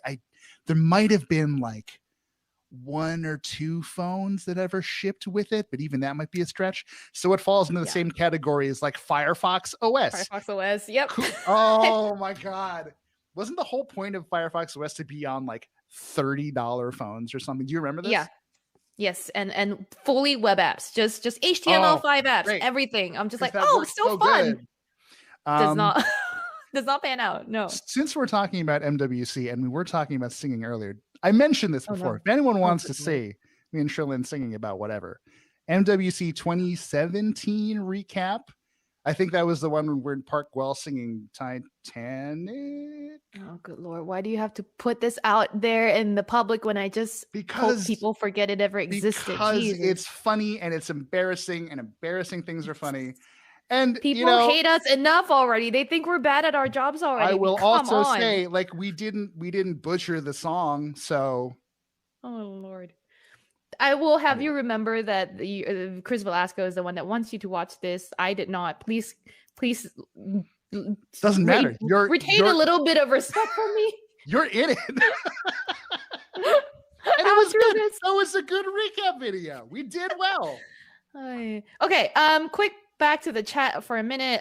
Poke Addiction said, "Can you make a video on Galaxy Watch Active 2 in 2021?" Good shout. I don't know if we have the bandwidth. I love your ideas and your suggestions, people, but if you don't see us do something that would make a lot of sense for Engadget, it's probably because we just don't have the bandwidth. We have a lot on our plates basically throughout the year at this point. So, but when we do have time, we love hearing what you think we should do, because it tells me that what you guys are interested in.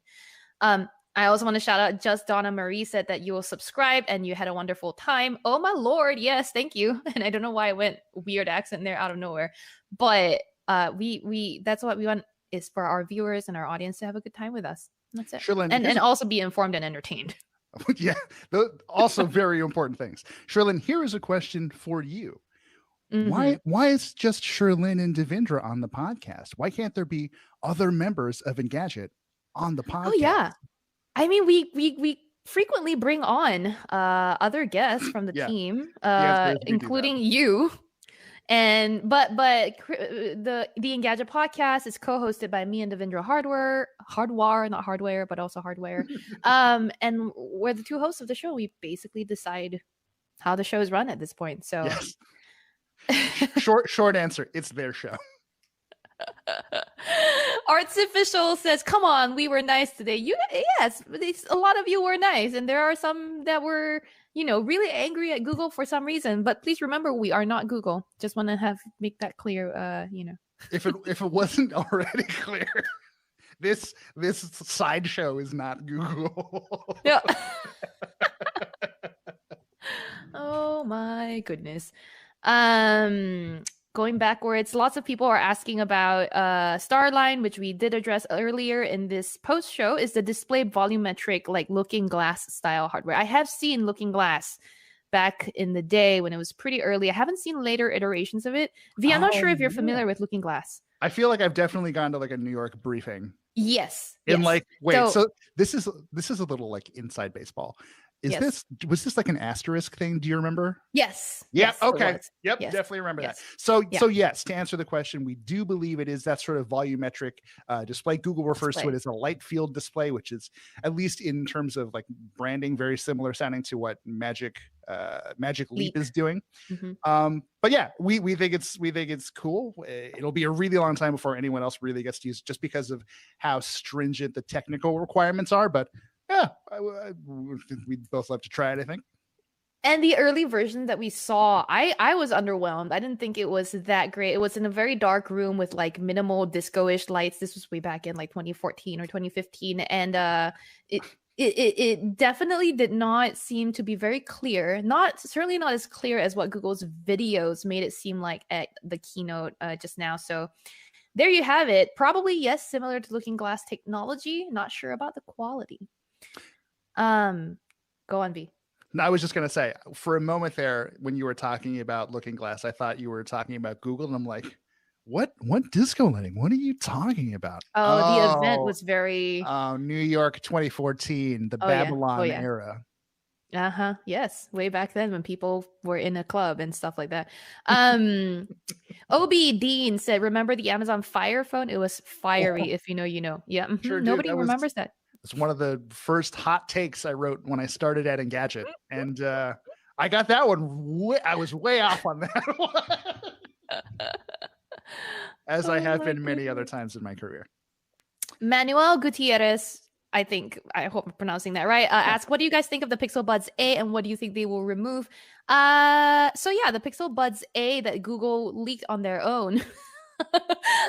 I think last week or 2 weeks ago, or something we expect to come, just didn't get announced today. We were maybe thinking it might be today, but this is the A series of the Pixel Buds, Google's true wireless earbuds. I'm not sure what they're going to remove. I know that the rumors are pretty heavy around it. V, how up to speed are you on this? Not very, because I don't think I haven't used a pair of Pixel Buds since the very first very bad ones. So it's tough to say. Let me ask you, do the current crop of Pixel Buds have active noise cancellation? I don't believe so. I don't think it does. They have ambient sound, but no ANC. No. All right. Well, they can't get rid of that. So we don't know. Yeah. If anything, I think the only thing I know about the Pixel Buds A so far is the fast pair setup system that's similar to the AirPods on iPhones. Right. And I think I saw a few more reports, but I just can't remember offhand what they are, what the rumored features or the feature changes might be. Deep Mint said, what do you know so far about Apple Music going hi-fi? I'll say stay tuned to Engadget for that. We might have a little bit of a story coming up on that, unless B, you wanted to talk about it. Nope, I'm good. I don't need to talk. You know what? I don't have to talk about Apple today, so I'm good with that. A note. Ren Layug, I hope, or Layug, pointed out that the ones doing the ASL on Google I/O were awesome. I kind of have a thought here. Go ahead. I know a lot of people aren't used to seeing American Sign Language interpreters on screen, given prominent placement on the screen at the same time as the speakers. Mm-hmm. And I know that a lot of the comments in the live chat during that time were either just kind of remarking on how distracting it might be or how you wanted it to go away. And I just want to say that as an accessibility feature, it's important. Now, a lot of questions were coming up on why can't people just turn on captions? A, not everyone has the same level of comprehension of the English language. B, live captions are frequently not great. A, because the person who, it's either AI or manual. And if there's an AI that's doing it, it might not be accurate all the time. B, a person who's manually typing closed captioning, for example, if there's a person that's doing this right now, this is a really, really difficult job because I talk 5,000 miles a minute, and it's really hard to just catch up and keep up with that. So the output for a person who's relying on closed captioning might not be the same timing, might not be the same words that you're hearing. It might be a little jumbled up from time to time because it is a difficult job. ASL is built and designed to interpret that stuff in real time, more or less, not perfectly, but capturing the gist of the language. So I just want to be like, let's be a little more understanding here. If you're hard of hearing, if you're deaf, and if your first language, which for a lot of people, their first language is ASL, I think you would like to see yourself being included in conversations like this too. Just kind of putting this out there. I think it's important, and I actually applaud Google for having placed an ASL interpreter in such a prominent position during the keynote, as Samsung did earlier this year, as Apple has done in some of its past events too. So, in case you were wondering why the ASL interpreter needed to be placed there, here you go. That's my take on it. Obviously, I have hearing.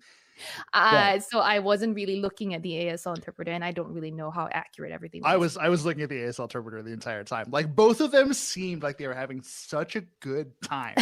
And you and I were sort of talking about this sort of separately. Like, I guess in the past, like, never really thought to look at the interpreter's face. Like, I thought it was like the hands doing most of the work. Right. And like at most I'd notice, sometimes they would like mouth the word to help you kind of get it. Yeah.